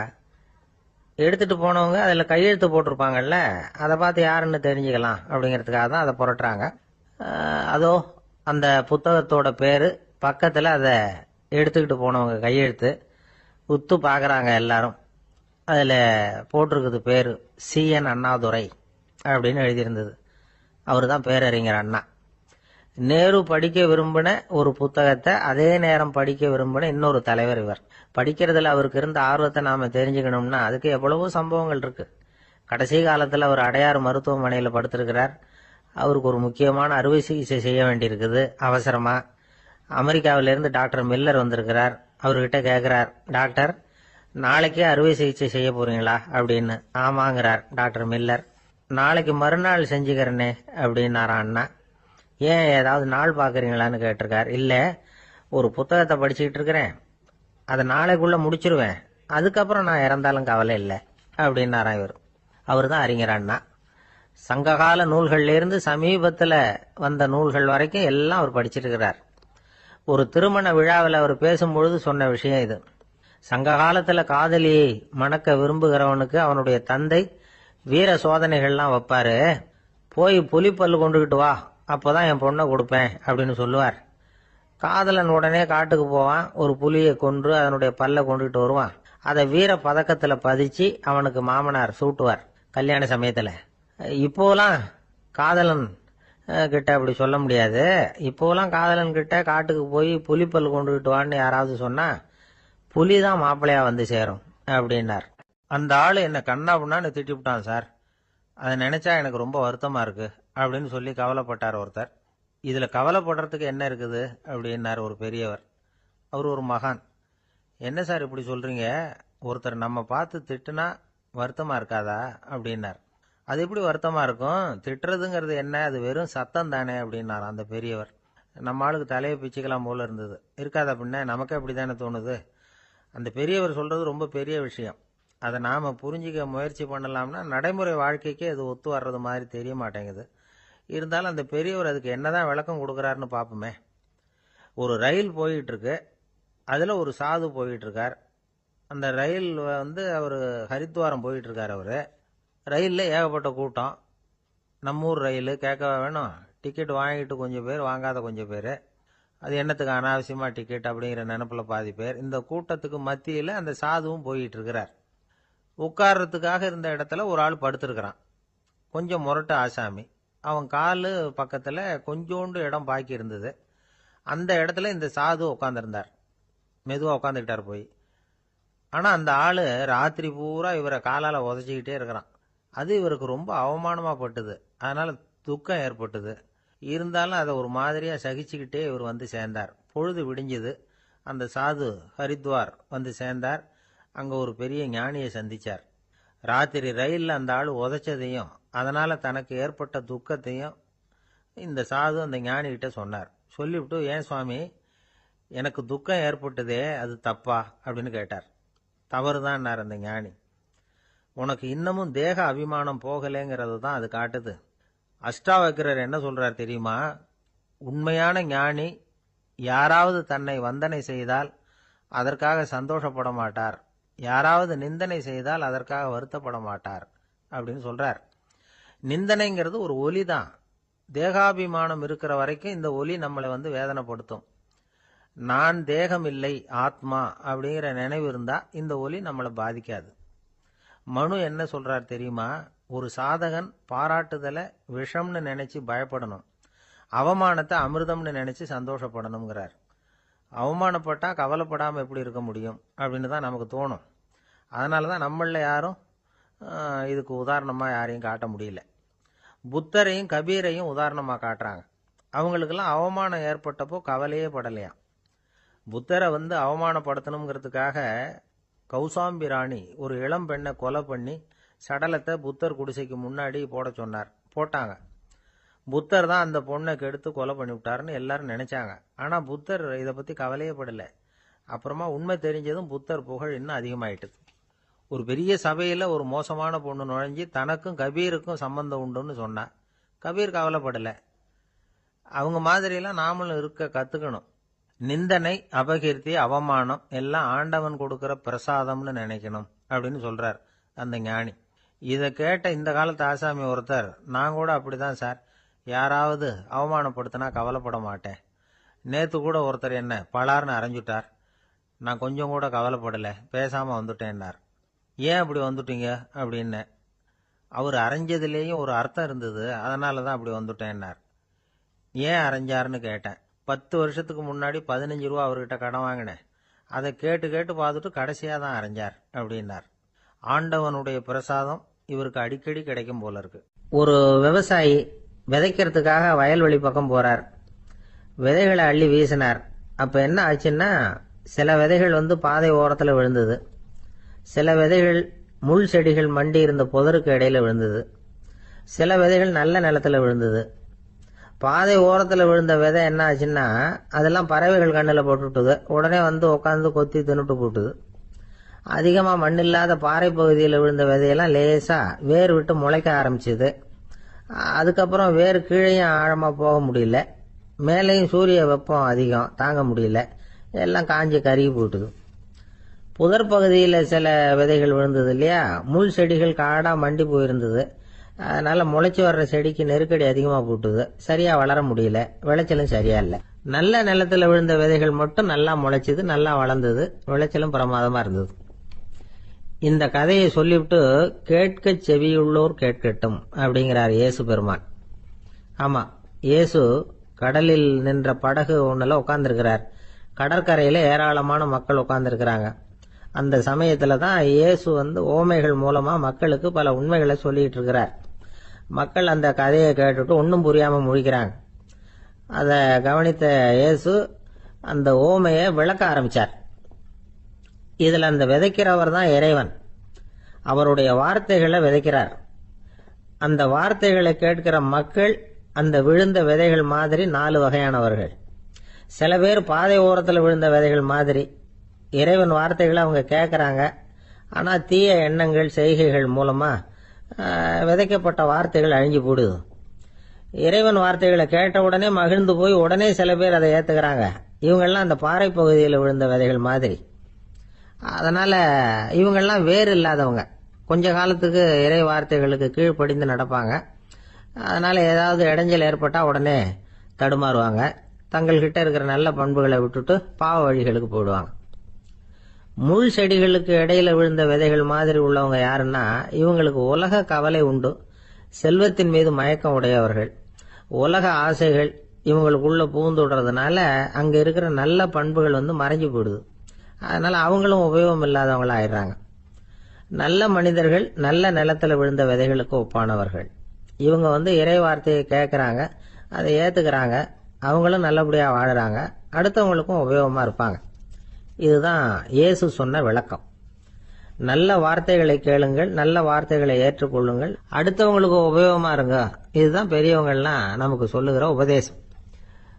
ஒரு அப்பா தன்னுடைய மகனுக்கு உபதேசம் பண்ணார். இத பாருப்பா, நல்ல வார்த்தைகளை கேட்கணும், எப்போதுமே மகன் அப்பா பேச்ச கேட்கறது நல்லது அப்படின்னாராம். நீ ஏதாவது ஒரு தப்பு பண்ணா என் தலையில ஒரு முடி நரைச்சி வெள்ளையா போடும்பா, நீ செய்யற ஒவ்வொரு தப்புக்கும் என் தலையில ஒவ்வொரு முடி வெள்ளையாயிடும் அப்படின்னாராம். பையன் யோசிச்சான், அப்பா இப்பதான் எனக்கு புரியுது, தாத்தாவோட தலைமுடி பூராவும் வெள்ளையா இருக்கிறதுக்கு என்ன காரணம்ங்கிறது எனக்கு இப்பதான் புரியுது அப்படின்னு. ஒரு ஆள் இருந்தான், நிறைய பணம் சம்பாதிச்சான், ஆனா செலவு பண்ண மனசு வரல, கருமி. அவன் என்ன பண்ணா, சேர்த்த பணம் பூராவையும் ஒரு மரத்தடியில புதைச்சி வச்சிருந்தான். வாரத்துக்கு ஒரு தடவை அந்த மரத்தடிக்கு வருவான், புதைச்ச இடத்த ஆவலோட பார்த்துக்கிட்டு இருப்பான், அதுக்கப்புறம் போயிடுவான். அவ்வளவுதான். ஒரு நாள் ஒரு திருடன் வந்தான், இவன் புதைச்சி வச்சிருந்ததெல்லாம் எடுத்துட்டு போட்டான். இது தெரிஞ்சு போச்சு. அந்த கருமி புலம்ப ஆரம்பிச்சுட்டான். இவன் புலம்பலை கேட்டதும் அக்கம் பக்கத்துல இருந்தவங்க எல்லாம் ஓடி வந்தாங்க. என்ன விஷயம்னு விசாரிச்சாங்க. இவன் சொன்னான். ஒரு பெரியவர் கேட்டார், ஏப்பா வாரம் இந்த இடத்த பாக்குறதாக சொன்னியே, எப்பவாவது இதுல இருக்கிற பணத்தை எடுத்து செலவு பண்ணிருக்கியா அப்படின்னு கேட்டார். நான் அப்பப்போ அதை பாக்குறது தான் வழக்கம், அதை தொட்டதே இல்லைன்னு அவன். சரி, அப்படின்னா இப்பவும் நீ அதே மாதிரி வாரம் ஒரு தடவை இந்த இடத்த பார்த்துட்டு போகலாமே அப்படின்னாராம் அந்த பெரியவர். அதுவும் சரிதானே, எவ்வளவு காலமானாலும் அவன் அந்த பணத்தை எடுத்து செலவு பண்ண போறதில்ல. அப்படி இருக்கிறப்ப உள்ளே பணம் இருந்தாலும் ஒண்ணுதான், இல்லாம போனாலும் ஒண்ணுதான். இதுல இருந்து என்ன புரியுதுன்னா, ஒருத்தர்கிட்ட இருக்கிற பணத்தை கொண்டு அவர் பணக்காரரா ஏழையா அப்படின்னு முடிவு செய்யறது சரியில்லை. அந்த செல்வத்தை அனுபவிக்கிற திறன், பயன்படுத்துற திறன், அதை வச்சுதான் அவர் ஏழையா பணக்காரரா அப்படிங்கறத நிர்ணயம் பண்ணணும். அதுதான் சரி. செலவு பண்ண தெரியாதவன் சேகரம் பண்ணிட்டே இருக்கிறதுனால என்ன பிரயோஜனம்? தலைமுடியே இல்லாதவன் தாராளமா சீப்புகளை வாங்கி சேகரம் பண்றது மாதிரி தானே இது. சில சமயம் செலவு பண்ண நாம தயாரா இருந்தா கூட அந்த செல்வம் நமக்கு பயன்படுறதில்ல. அரேபியாவில் ஒரு நகை வியாபாரி விலை உயர்ந்த முத்துக்களை எல்லாம் அவர் வச்சு வியாபாரம் பண்ணிட்டு இருந்தார். அவர் ஒரு சமயம் ஒரு பாலைவனம் வழியா போயிட்டு இருக்கிறார் ஒட்டகத்துல.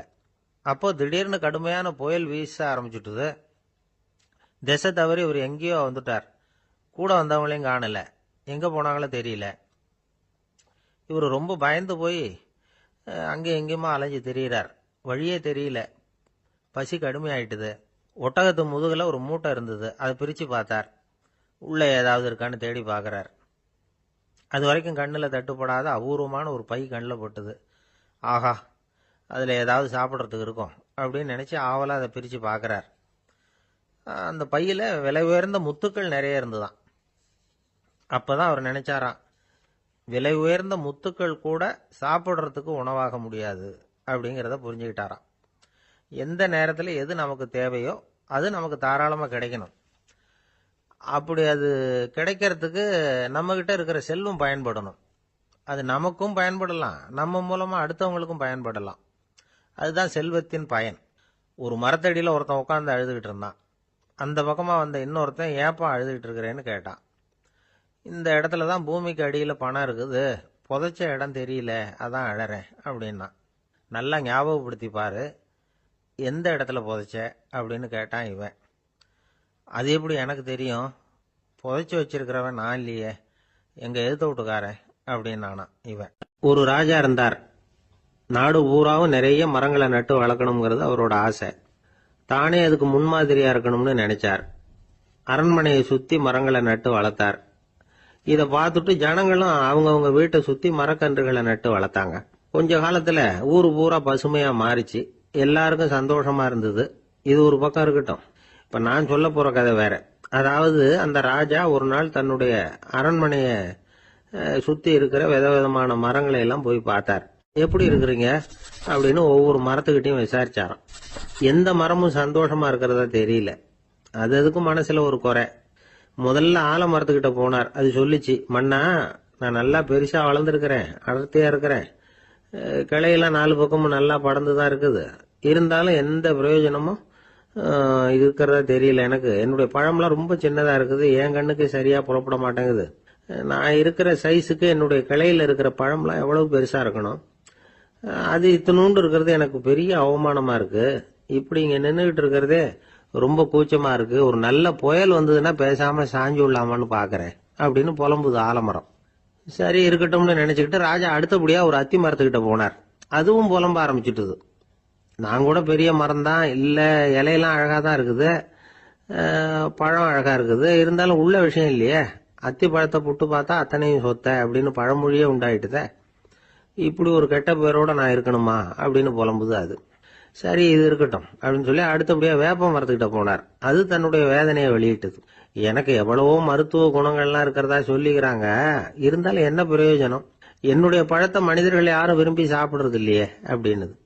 ராஜா அடுத்தாப்புல இருந்து ஒரு பனை மரத்துக்கிட்ட போனார். நான் நல்லா உயரமா தான் வளர்ந்துருக்கிறேன், மற்ற மரங்கள்லாம் என்னை வந்து அண்ணாந்து தான் பார்க்கணும், இருந்தாலும் என்கிட்ட நிழலுக்காக யாரும் வந்து ஒதுங்கிறது இல்லையே அப்படின்னுது. என்ன இது எல்லா மரமும் இப்படி திருப்தி இல்லாம இருந்துகிட்டு இருக்குதே அப்படின்னு நினைச்சுக்கிட்டே ராஜா அடுத்தபடியா அங்க இருந்த ஒரு பைன் மரத்துக்கிட்ட போனார். அழகா உயரமா பசுமையா தான் இருந்தது, ஆனா பழமோ பூவோ கிடையாது. அதை நினைச்சு அது வருத்தப்பட்டுக்கிட்டு இருக்குது. ஓக் மரம் அது ஒன்று நின்றுட்டு இருந்தது. அது என்ன சொல்லிச்சுன்னா, இலையுதிர் காலத்துல என் மேல இருக்கிற எல்லா இலைகளும் உதிர்ந்து போடுது, முடி கொட்டின மனிதர்கள் மாதிரி மொட்டையா நான் நிக்க வேண்டி இருக்குது, என்ன வாழ்க்கை இது அப்படின்னு சொல்லி அழுத்துக்கிட்டது. சரி புளிய மரம் என்ன சொல்லுது பாப்போம்னு அதுகிட்ட போனா, என்னுடைய நிழல்ல யாருமே தங்க மாட்டாங்க, உடம்புக்கு சூடுன்னு ஒதுங்கி போயிடுவாங்க, அடிமரத்தை பாத்தீங்கன்னா பட்டையெல்லாம் உறிஞ்சி பாக்குறதுக்கு கேவலமா இருப்பேன் அப்படின்னுது அது.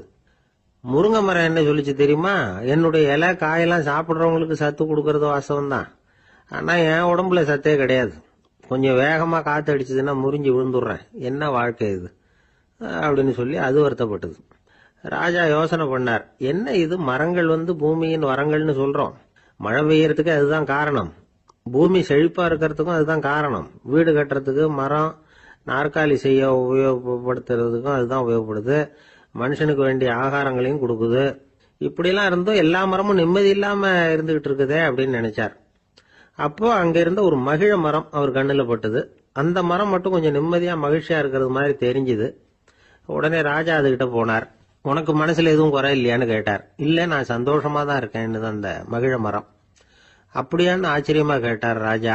ஆமா மன்னா, இந்த இடத்துல நீங்க ஒரு முருங்கை மரத்தையோ வேப்ப மரத்தையோ கூட நட்டிருக்கலாம், ஆனா இந்த இடத்துல நடுறதுக்கு என்ன தேர்ந்தெடுத்திருக்கிறீங்க, அதுவே எனக்கு பெருமை, அதுவே எனக்கு திருப்தி அப்படின்னு தான் மகிழ மரம். மகிழ மரம் சாதாரணமா தான் இருக்கும், இளம் மஞ்சள் நிறத்துல பூக்கள், அது காய்ந்தும் மனம் வீசும். மகிழ மரம் மாதிரி மன திருப்தியோட வாழறதுக்கு நாம கத்துக்கணுமா. நாம இந்த உலகத்துல ஒரு நாயாவோ நரியாவோ கூட பிறந்திருக்கலாம், மனுஷனா பிறந்திருக்கிறோம், அதுவே பெருமை தானே. இந்த நிறைவு தான் மகிழ்ச்சியின் ரகசியம். ஒரு பையன் அப்பா கிட்ட போய், அப்பா நீங்க இந்த உலகத்துல ஒரு மனுஷனா பிறந்தது என்னோட அதிர்ஷ்டம் நானா. ஏண்டா அப்படி சொல்றேன்னு இருக்கார் அப்பா. நீங்க ஒரு கரடியா பிறந்திருந்தா இந்நேரம் நானும் ஒரு கரடி குட்டியா தானே இருந்திருப்பேன் அப்படின்னு நானா. ஒரு பல்கலைக்கழகம், அங்க ஒரு இலக்கிய பேராசிரியர், அவர் பாடம் நடத்திட்டு இருந்தார். ராபர்ட் பிரௌனிங் எழுதிய கவிதைகளை பத்தி சொல்லிட்டு இருக்கிறார். மாணவர்களும் ரொம்ப அக்கறையா அதை கேட்டுக்கிட்டு இருக்கிறாங்க. ஒரு குறிப்பிட்ட கவிதையை பத்தி சொல்லும் பொழுது அந்த பேராசிரியருக்கே ஒரு சந்தேகம். அதாவது அந்த கவிதையின் சரியான அர்த்தம் என்னங்கிறதுல சந்தேகம். பேராசிரியர் யோசனை பண்ணார். அந்த கவிதையை முழுசா புரிஞ்சுக்க முடியல. அதனால மாணவர்களை பார்த்து சொன்னார், மாணவர்களே ஒரு நாள் பொறுத்துக்குங்க, இந்த கவிதையை எழுதின கவிஞர் எங்க வீட்டுக்கு பக்கத்துல தான் இருக்கிறார். இன்னைக்கு சாயந்தரம் நான் அவரை நேரிலேயே போய் பார்க்கறேன், பார்த்து இதுக்கு என்னங்க அர்த்தம்னு கேட்டுட்டு வந்துடுறேன், அதுக்கப்புறம் உங்ககிட்ட சொல்றேன் அப்படின்னாராம். அன்னைக்கு சாயந்தரமே அந்த பேராசிரியர் கவிஞரை தேடிக்கிட்டு போயிட்டார். கவிஞர் அவங்க வீட்டில் அவர் பாட்டு உட்காந்துருந்தாராம். இவர் போய் அவர் முன்னாடி உட்காந்தார். அப்புறம் கேட்டார், ஐயா அந்த கவிதையின் முழு பொருள் என்னன்னு தெரிஞ்சுட்டு போறதுக்காக வந்திருக்கிறேன் அப்படின்னாராம். எந்த கவிதை அப்படின்னாராம் அவரு. இவர் அந்த கவிதையை சொல்லியிருக்கார். கவிஞர் கொஞ்சம் யோசனை பண்ணிவிட்டு அப்புறம் சொன்னாராம், பேராசிரியரே நீங்க கொஞ்சம் தாமதமா வந்துட்டீங்கன்னாராம். இவருக்கு ஒன்றும் புரியல.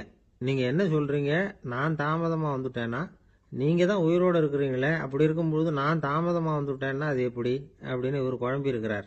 இப்ப கவிஞர் சொன்னாராம், ஐயா நான் உயிரோட இருக்கிறேன்னா இல்லையாங்கிறது முக்கியம் இல்லை. நான் அந்த கவிதை வரிகளை எழுதினப்போ 2 பேருக்கு அதோட அர்த்தம் தெரிஞ்சிருந்தது. இப்போ ஒரே ஒருத்தருக்கு தான் அதோட அர்த்தம் தெரியும் அப்படின்னாராம். பேராசிரியர் யோசனை பண்ணியிருக்கார். அப்படின்னா அந்த ஒருத்தர் கவிஞர் ராபர்ட் பிரௌனிங்கை தவிர வேற யாரா இருக்க முடியும்? இவர் தான் அப்படிங்கிறத அவர் மனசுல நினைச்சுக்கிட்டார். அதனால சொன்னார், ஐயா நான் தாமதமா வரல, அந்த கவிதையின் பொருள் என்ன அது சொல்லுங்கன்னார். பேராசிரியரே நான் சொல்றது உங்களுக்கு புரியலன்னு நினைக்கிறேன். நான் இந்த வரிகள் எழுதினப்போ 2 பேருக்கு அதோட அர்த்தம் தெரிஞ்சிருந்தது. அந்த 2 பேர் யாருன்னா, ஒருத்தர் ராபர்ட் பிரௌனிங், அதாவது நான், இன்னொருத்தர் கடவுள். இப்போ அது கடவுளுக்கு மட்டும்தான் தெரியும். நானே இதை பத்தி பல தடவை யோசனை பண்ணி பார்த்தேன். இது ரொம்ப அழகானது, ஆனாலும் ரொம்ப வழுக்கலானது. அதை பிடிச்சிட்டோம்னு நினைச்சிட்டு இருக்கும் பொழுதே காத்து மாதிரி அது உங்ககிட்ட இருந்து ஓடி போயிடுது. எனக்கு ரொம்பவும் வருத்தமா தான் இருக்குது. நிச்சயமா நான் தான் இந்த வரிகளை எழுதியிருக்கிறேன், அதுல அர்த்தம் இருக்குங்கிறது எனக்கு தெரியும், அதை நான் உணர்றேன். ஆனா நீங்க என்னை மன்னிக்கணும், எனக்கே கூட அதை என்னால விளக்க முடியல. அப்படி இருக்கும் பொழுது உங்களுக்கு எப்படி அதை நான் விளக்க முடியும் அப்படின்னு அந்த கவிஞர். அனுபவிக்கப்படக்கூடிய எல்லாமே விளக்கப்படக்கூடிய ஒன்றல்ல, விளக்கப்படும் எல்லாமே அனுபவிக்கப்படக்கூடிய ஒன்றல்ல அப்படிங்கிறது ஞானிகளுடைய கருத்து. அதுக்காக தான் அந்த சம்பவம். வாழ்க்கையில் நீங்கள் தொடர்ந்து ஆய்வு செய்து கொண்டே இருக்கக்கூடிய விளக்கங்களை ஒருபோதும் அடைய முடியாத பரிமாணங்கள் இருக்கிறதுனால தான் அது அலுப்பு தட்டாமல் இருக்குது. உங்களால் நிறைய அனுபவிக்க முடியும், இருந்தாலும் நீங்கள் அனுபவித்து அறிந்த விஷயங்கள் கூட வார்த்தைகளால் விளக்கப்பட முடிவதில்லை அப்படிங்கிறது பெரியோர் சிந்தனை. இதெல்லாம் ஒரு பக்கம் இருக்கட்டும். நமக்கு தெரிஞ்ச பேராசிரியர் ஒருத்தர் 1 மணி நேரம் ரொம்ப விவரமா வகுப்பு எடுத்தார். கடைசியா சொன்னார், மாணவர்களே ரொம்பவும் எளிமையா விளக்கமா எல்லா விவரமும் சொல்லியிருக்கிறேன், அதனால இதுல உங்களுக்கு சந்தேகம் வர்றதுக்கு வாய்ப்பே இல்லை. இருந்தாலும் கேட்க வேண்டிய கடமை கேட்கிறேன். இதுவரைக்கும் நடத்தினதுல யாருக்காவது ஏதாவது சந்தேகம் உண்டா அப்படின்னு கேட்டாராம். எனக்கு ஒரே ஒரு சந்தேகம் தான் சார் அப்படின்னு எழுந்திரிச்சு நிக்கிறான் ஒருத்தன். என்னன்னு கேட்டாராம். இதுவரைக்கும் நீங்க என்ன பாடம் சார் நடத்துனீங்க அப்படின்னானா அவன். ஒரு ஊர்ல ஒரு ராஜா இருந்தார். அவர் ஒரு பூனை வளர்த்தார். ரொம்ப செல்லமா அவர் அந்த பூனையை வளர்த்தார். அவர் என்ன பண்ணுவார் தெரியுமா, இரவு நேரத்தில் அந்த பூனையோட தலையில ஒரு விளக்க வச்சிருவார்.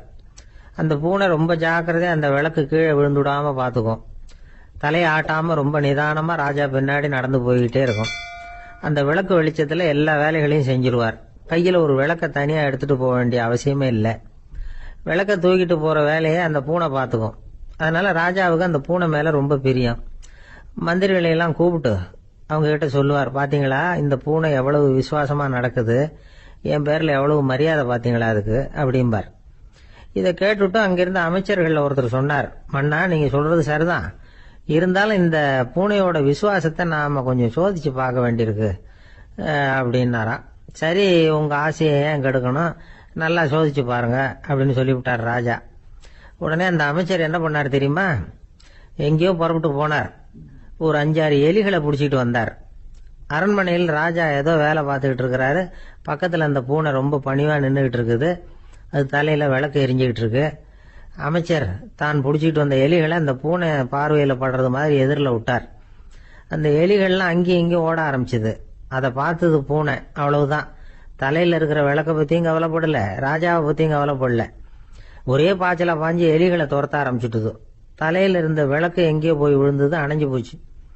இருட்டில் ராஜா தடுமாற ஆரம்பிச்சுட்டார். இந்த சமயத்தில் அந்த அமைச்சர் மறுபடியும் விளக்கை ஏற்றினார். வெளிச்சம் வந்தது. அதுக்கப்புறம் அந்த அமைச்சர் பேசினார். அரசே, பூனையோட விசுவாசத்தை பார்த்தீங்களா? எலி அது கண்ணில் படுற வரைக்கும் தான் விசுவாசமா இருந்தது. அது மாதிரி எலியை பார்த்ததும் எல்லாத்தையும் விட்டுட்டு அதை துரத்த ஆரம்பிச்சுட்டு பார்த்தீங்களா? தான் அந்த பூனையை பற்றி நினைச்சது தப்புங்கிறது அதுக்கப்புறம் தான் அந்த ராஜாவுக்கு புரிஞ்சுதான். சரி, இப்போ எதுக்கு இந்த கதையெல்லாம் அப்படிங்கிறீங்களா? இந்த பூனை மாதிரி தான் நம்ம மனசும். மனசை எவ்வளவுதான் பயிற்சி கொடுத்து பக்குவமாக வச்சிருந்தாலும் பார்க்கறதுக்கு பரமசாது மாதிரி தான் இருக்கும். பார்க்க வேண்டியதை பார்த்துட்டுதுன்னா பாஞ்சிரும். இந்த பூனை மாதிரி புலன் இன்ப பொருள்கள் கிட்டாத வரைக்கும் மனம் அடங்கி இருக்கிறது மாதிரி தான் தெரியும். கொஞ்சம் வாய்ப்பு கிடைச்சாலும் அது குதிக்க ஆரம்பிச்சிரும், தப்பு பண்ண ஆரம்பிச்சிரும். பெரிய பெரிய முனிவர்கள் வாழ்க்கையில் நடந்த வீழ்ச்சி இதை தான் நிரூபிக்குது. புலன்களின் ஆற்றல் அதிகம். அதனால மனக்கட்டுப்பாடு பயிற்சிகள்ல ரொம்ப எச்சரிக்கையா இருக்கணுங்கிறார் சுவாமி சிவானந்தர். மது பழக்கத்தையே விட்டுட்டேன்னு உறுதியா இருப்பான். கடை கண்ணில் பட்டுட்டுதுன்னா கால் அவனை கேட்காமலே இழுத்துக்கிட்டு உள்ள போயிடும். இதுதான் மனசுங்கிறது.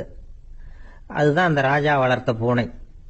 நம்மால் ஒருத்தன் அந்த ராஜா பூனை தலையில விளக்க வச்சது மாதிரி இவன் தன்னுடைய தலையிலேயே ஒரு விளக்கை ஏற்றி வச்சுக்கிட்டு என்னத்தையோ தேட ஆரம்பிச்சான். தேடிட்டு இருக்கிறான். தலையை ஆட்டாம நிதானமா நடந்து ரொம்ப நேரமா தேடிட்டு இருக்கிறான். அந்த சமயம் அங்க வந்த ஒருத்தர் என்னத்தை தேடுறீங்கன்னு கேட்டார். அதுதான் மறந்து போச்சு அப்படின்னு இழுத்தான். சரி, கொஞ்சம் இப்படி உட்காருங்க, ஞாபகம் வந்ததும் தேட ஆரம்பிக்கலாம் அப்படின்னாரு அவரு. இவன் கொஞ்ச நேரம் உட்காந்து யோசிச்சான். அப்புறம் திடீர்னு எழுந்திருச்சான். ஞாபகம் வந்துட்டுதுன்னா. என்னன்னு கேட்டார். எங்க வீட்டில் இருந்த விளக்க எங்க வச்சேன்னு தெரியல, அதுதான் தேடிட்டு இருக்கிறேன், ஏற்றி வைக்கலாம்னு பாக்குறேன் அப்படின்னா. ஒரு சின்ன பையன் வந்தான். அவனை பார்த்து ஒரு கேள்வி கேட்டோம். ஏன்ப்பா உங்க வீட்டில் அம்மா புத்திசாலியா அப்பா புத்திசாலியா அப்படின்னு. அவன் அலட்சியமா நம்மளை பார்த்து சிரிக்கிறான். என்ன சார் இது, இந்த காலத்தில் இது கூட தெரியாமல் இருக்கிறீங்களே அப்படிங்கிறான். ஒரு சின்ன பையன் நம்மளை பார்த்து இப்படி கேட்டு விட்டானே அப்படின்னு நினைக்கிறப்போ நமக்கு ஒரு மாதிரி ஆகிடும். அதுக்கப்புறம்தான் இந்த தாத்தா பாட்டிலாம் சொல்கிற ஒரு கதை ஞாபகத்துக்கு வந்தது. அது என்ன கதை தெரியுமா? ஒரு ஊரில் ஒரு அம்மாவும் பிள்ளையும் இருந்தாங்களாம். அந்த மகனுக்கு திடீர்னு தேசாந்திரம் போய் வரணும்னு ஆசை வந்துட்டுது. ஊராக போய் சுற்றி பார்க்கணுங்கிற ஆசை. அந்த அம்மாவுக்கு இது பிடிக்கல. மகனை பிரிஞ்சு இருக்கிறதுக்கு அவங்க மனசு இடம் கொடுக்கல. வேணாப்பான்னு சொல்லி பார்த்தாங்க, அவன் கேட்கல. திடீர்னு புறப்படவும் செஞ்சுட்டான். சரி, இனிமே அவனை தடுக்க முடியாதுன்னு முடிவு பண்ணிட்டாங்க அந்த அம்மா. இருந்தாலும் புத்திசாலித்தனமாக ஒரு யோசனை பண்ணாங்க. மகனை கிட்டத்தில் கூப்பிட்டாங்க. அவங்ககிட்ட சொன்னாங்க, இதை பாருப்பா, நீ தேசாந்திரம் போகிறதுன்னு தீர்மானம் பண்ணிவிட்ட, அதை நான் தடுக்கலை, போயிட்டு வந்துடும். ஆனால் போகிறதுக்கு முன்னாடி எனக்கு ஒரு வாக்குறுதி கொடுத்துட்டு போ அப்படின்னாங்க. போகிறப்போ ராத்திரியாக இருந்தாலும் பகலாக இருந்தாலும் சரி, புளிய மரத்து நிழலில் தான் தங்கணும். திரும்பி வர்றப்போ இரவும் பகலும் நீ வேப்ப மரத்து நிழல்லே தங்கணும் அப்படின்னாங்க. சரி, அப்படியே செய்கிறேன்னு சொல்லி வாக்குறுதி கொடுத்தான் பையன். புறப்பட்டு போனான். போகிற வழியில் புளிய மரத்து நிழல்லையே தங்கினான், தூங்கினான். அப்படி போய்கிட்டே இருந்தான். 7வது நாள் அவன் உடம்பு சுகம் இல்லாமல் போயிட்டுது. ரொம்பவும் பலவீனமாயிட்டான். இனிமேல் நடக்க முடியாதுங்கிற நிலைமை வந்துட்டுது. யோசிச்சு பார்த்தான். சரி, இதுக்கு மேலே போக வேண்டாம் அப்படின்னு முடிவு பண்ணிட்டு திரும்பி வர ஆரம்பிச்சுட்டான். திரும்பி வர்றப்போ வழியில் வேப்ப மரத்து நிழலையே தங்கி தங்கி வந்தான். நாளுக்கு நாள் உடம்பு சரியாக வந்துட்டுது. 7வது நாள் வீட்டுக்கு சேர்றான். உடம்பு பழையபடியே கலகலப்பாயிட்டுது. பூர்ண சுகம். தேசாந்திரம் போன பையன் திரும்பி வந்துட்டானே அப்படின்னு அந்த அம்மா ஆச்சரியப்படலை. ஏன்னா அவங்களுக்கு தெரியும் இப்படி ஆகும்னு. பையன் சீக்கிரமாக திரும்பி வரணுங்கிறதுக்காகத்தான் அவங்க அந்த யோசனையை சொன்னாங்க. என்ன விஷயங்கிறதையும் அவங்களே சொன்னாங்க. மகனே, புளிய மரத்து நிழல் உடம்புக்கு உஷ்ணத்தை கொடுக்கும், சீக்கம் உண்டாக்கும். அதனால் நீ தொடர்ந்து புளிய மரத்து நிழலில் தங்கினாவே நோய்க்கு ஆளாயிட்ட. அதனால் பயணத்தை முடிச்சுக்கிட்டு திரும்பி வரணுங்கிற முடிவுக்கு வந்துட்ட. திரும்பி வர்றப்போ நீ தங்கினது வேப்ப மரத்து நிழல், அது உடம்புக்கு குளிர்ச்சியை தரக்கூடியது, நோயை தீர்க்கக்கூடியது. அதனால சுகமா வீட்டுக்கு சேர்ந்துட்டேன். உன்னோட தேசாந்திர பயணத்தை தடுக்கிறதுக்காக தான் இப்படி பண்ணினேன் அப்படின்னாங்களாம் அந்த அம்மா. பார்த்தீங்களா அம்மாவோட புத்திசாலித்தனத்தை? அப்பாவாக இருந்தால் இப்படியா பண்ணுவார்? ஒரு அப்பா பையன்கிட்ட 10 ரூபா கொடுத்து இதை எடுத்துக்கிட்டு அடுத்த ஊருக்கு போய் அங்கே இருக்கிற மாமா கிட்ட இதை கொடுத்துட்டு வாடா, வழியில் எங்கேயாவது மரத்தடியில் படுத்து தூங்கி விடாதே அப்படின்னு எச்சரிக்கை பண்ணி அனுப்புனாராம். பையனுக்கு எச்சரிக்கையாக வாழறது எப்படிங்கிறத கற்றுக் கொடுக்கறதுக்காக இப்படி பண்ணார். அவன் பணத்தை வாங்கிட்டு போனான். அப்பா சொன்னதை மறந்துட்டு ஒரு மரத்தடியில் படுத்து தூங்கிட்டான். அவனுக்கு தெரியாமல் அவன் பின்னாடியே போன அப்பா அவன் கையில் இருந்த அந்த 10 ரூபாயை நைஸாக எடுத்துகிட்டு வந்துட்டார். அவன் பையில் தானே வச்சிருந்தான், அது தெரியாமல் எடுத்துகிட்டு வந்துட்டார். அவன் தூங்கிக்கிட்டு இருக்கான். எடுத்துகிட்டு ஒரு மறுபடியும் வீட்டுக்கு வந்துட்டார். பையன் மூழ்கிக்கிட்டு பையை தடவி பார்க்குறான், பணத்தை காணும். அழுதுகிட்டே திரும்பி வந்தான். அப்பா கிட்ட விஷயத்த சொன்னான். அப்பா சிரிச்சுக்கிட்டே சொன்னார், அதுக்கு தான்ப்பா ஆரம்பத்திலேயே எச்சரிக்கை பண்ணினேன், இனிமேலாவது நீ ஜாக்கிரதையாக இருக்கணும் அப்படிங்கிறதுக்காக தான் இப்படி பண்ணினேன். அந்த பணம் எங்கேயும் போயிடல, நான் தான் அதை உனக்கு தெரியாமல் எடுத்து வச்சிருக்கிறேன். இதோ பாரு அப்படின்னு சொல்லிட்டு சைடு பாக்கெட்டில் கையை விட்டா அது ஓட்டையாக இருக்குது. அதை எவனோ ஏற்கனவே கத்திரிச்சு எடுத்துகிட்டு போட்டான். இப்போ அப்பா முகத்தில் அசடு வழிஞ்சுதான். வாழ்க்கையில் சில சந்தர்ப்பங்களில் நாம் சில அவமானங்களை சந்திச்சே தீர வேண்டியிருக்கு. என்ன பண்ணுறது, காலம் அப்படி. அவமானப்படுறவங்க உடனே அடங்கி போயிடுறது தான் உலக வழக்கம். அவமானப்பட்டால் உடனே சீறி எழறவங்களும் உண்டு. ஆனால் அதையே ஒரு சவாலாக எடுத்துக்கிட்டு முன்னுக்கு வர்றவங்களும் சில பேர் இருக்கிறாங்க. அவங்க ரொம்ப அபூர்வம். இன்னைக்கு மனோதத்துவ நிபுணர்கள்லாம் என்ன சொல்கிறாங்க தெரியுமா? அவமானப்பட்டுட்டா உடனே அடங்கி போயிடக்கூடாதான். அதையே ஒரு சவாலாக எடுத்துக்கிட்டு மனசில் ஒரு வைராக்கியத்தோட முயற்சி பண்ணினா வாழ்க்கையில் எல்லாரும் முன்னேறலாம். அவமானம்ங்கிறத நாம் வைராக்கியமாக மாற்றிக்கணும். அதுதான் வெற்றிக்கு வழி. ராமர் இந்த பூமியில் பிறந்ததே ஒரு வைராக்கியத்தினால தான் சார் அப்படின்னார் ஒருத்தர். எப்படிங்க அது அப்படின்னு கேட்டேன். அவர் சொன்னார், தசரதருக்கு ராமர் குழந்தையா பிறக்கணும், அப்போ தான் இங்கே இருக்கிற கஷ்டங்கள்லாம் நீங்கும் அப்படின்னு சர்வ லோகமும் எதிர்பார்த்துக்கிட்டு இருக்குது. ஆனால் அவர் எப்போ பிறப்பார் அப்படின்னு யாருக்கும் தெரியல. அந்த காரியம் சீக்கிரம் நடக்கணுமே, அதுக்கு என்ன பண்ணுறது? நாரதர் வந்தார் ஒரு நாள் தசரதரை தேடி. தசரதா, உனக்கு ஒரு செய்தி தெரியுமான்னு ஆரம்பித்தார். அவர் எப்பவும் இப்படித்தானே ஆரம்பிக்கிறது வழக்கம். என்ன விஷயம்னு கேட்டார் தசரதர். தசரதா, நீ அடிக்கடி உன்னோட தேரில் ஏறிக்கிட்டு தேவலோகத்துக்கு போற, அங்கே போற வர்ற எல்லாம் பண்ணிட்டு இருக்க, எல்லாம் சரி. தேவலோகத்திலையும் உன்னை நல்லபடியாக தான் வரவேற்கிறாங்க. தேவேந்திரன் உன்னை பிரியமாக அழைச்சிட்டு போய் தன்னுடைய அரியாசனத்திலேயே தனக்கு பக்கத்திலேயே உட்கார வைக்கிறான். நீயும் சந்தோஷமாக உட்காந்து பேசிவிட்டு வந்துடுற. ஆனால் நீ இங்கே வந்ததுக்கு அப்புறம் அங்கே என்ன நடக்குது தெரியுமா உனக்கு அப்படின்னாரான் நாரதர். என்ன நடக்குது எனக்கு ஒன்றும் தெரியலையே அப்படின்னாரான் தசரதர். நாரதர்கிட்ட கிட்டத்தில் கேட்டிருக்கார், கொஞ்சம் சொல்லுங்க என்னது அப்படின்னு. அவர் நெருங்கி வந்தாரான் நாரதரும். மெதுவாக அவர் காதோட காதாக சொன்னாராம். அதாவது நம்ம பாஷையில் சொல்லப்போனால் பற்ற வைக்கிறார். நீ அங்கே தேவேந்திரங்கிட்ட உட்காந்து பேசிவிட்டு வந்த பிறகு நீ அங்கே உட்காந்துருந்த அரியாசனத்தை தண்ணி ஊற்றி கழுவி சுத்தப்படுத்துகிறாங்க. நீ என்ன அந்த அளவுக்கு சுத்தம் இல்லாத ஆளா, தினம் குளிக்காமையா இருக்கிற அப்படின்னாராம். தசரதருக்கு இது ரொம்ப அவமானமாக போயிடுது. அப்படியே செய்கிறாங்க அப்படின்னாராம். ஆமாம், நீ வேணும்னா நான் சொல்கிறது உண்மையா இல்லையா அப்படின்னு சோதனை பண்ணி பார்த்துக்கோ அப்படின்னாரான் நாரதர். உடனே தசரதர் இதுக்காகவே புறப்பட்டு தேவலோகம் போனார். அங்கே வழக்கம் போலவே இவரை கூப்பிட்டு உட்கார வச்சு பேசிக்கிட்டு இருந்தான் தேவேந்திரன். கொஞ்ச நேரம் பேசிக்கிட்டு இருந்துட்டு சரி நான் கிளம்புறேன்னு புறப்பட்டார். சரி, அவனும் வாசல் வரைக்கும் வழி அனுப்பி வச்சுட்டு உள்ளே போயிட்டான். தசரதர் வெளியில் கொஞ்ச நேரம் மறைஞ்சி இருந்துட்டு மெதுவாக உள்ளே எட்டி பார்த்தார் என்ன நடக்குதுன்னு. நாரதர் சொன்னது உண்மைதான். தசரதர் உட்கார்ந்திருந்த ஆசனத்தை அங்கே 2 தேவர்கள் கழுவி சுத்தப்படுத்திக்கிட்டு இருக்கிறாங்க. தசரதரால் இதை தாங்கிக்க முடியல. அவருக்கு ரொம்ப அவமானமாக போச்சு. நேராக கிடுகிடுன்னு தேவேந்திரங்கிட்டே போனார். நான் உட்கார்ந்திருந்த இருக்கையே சுத்தம் பண்ணுறியே, நான் என்ன அந்த அளவுக்கு பாவியா அப்படின்னு கேட்டார். ரொம்ப கோபமாக கேட்டார். தசரதரே, மனுஷனுக்கு 3 கடன்கள் உண்டு. தேவ கடன், ரிஷி கடன், பித்ரு கடன். இதை தீர்க்காதவன் பாவியாகிறான். இதில் மகனை பெறுவதால் தான் பித்ரு கடன் தீரும். உனக்கு மகன் கிடையாது, அதனால நீ பாவியாகிற. பாவி உட்கார்ந்திருந்த இடம்ங்கிறதுனால அதை சுத்தம் செய்ய வேண்டியது எங்கள் கடமை அப்படின்னு நானும் தேவேந்திரன். இந்த இடத்துல தசரதருக்கு ஏற்பட்ட அவமானம் ஒரு வைராக்கியமா மாறிச்சு. தேவேந்திரனே கேட்டுக்கோ, ஒரு மகனை பெற்ற பிறகுதான் இந்த சபையில மறுபடியும் அடி எடுத்து வைப்பேன் அப்படின்னு சொல்லிவிட்டு போயிட்டாராம். போய் புத்திர காமேஷ் யாகம் பண்ணார், புத்திரர்கள் பிறந்தார்கள். இந்த கதையில உள்ள கருத்து என்னன்னா, தேவேந்திரன் தசரதரை அப்படி அவமானப்படுத்தலைன்னா அவருக்கு இப்படி ஒரு வைராக்கியம் பிறந்திருக்குமா? யோசிச்சு பார்க்கணும். நமக்கு ஏற்படுகிற சில அவமானங்களையும் வைராக்கியமா மாத்தி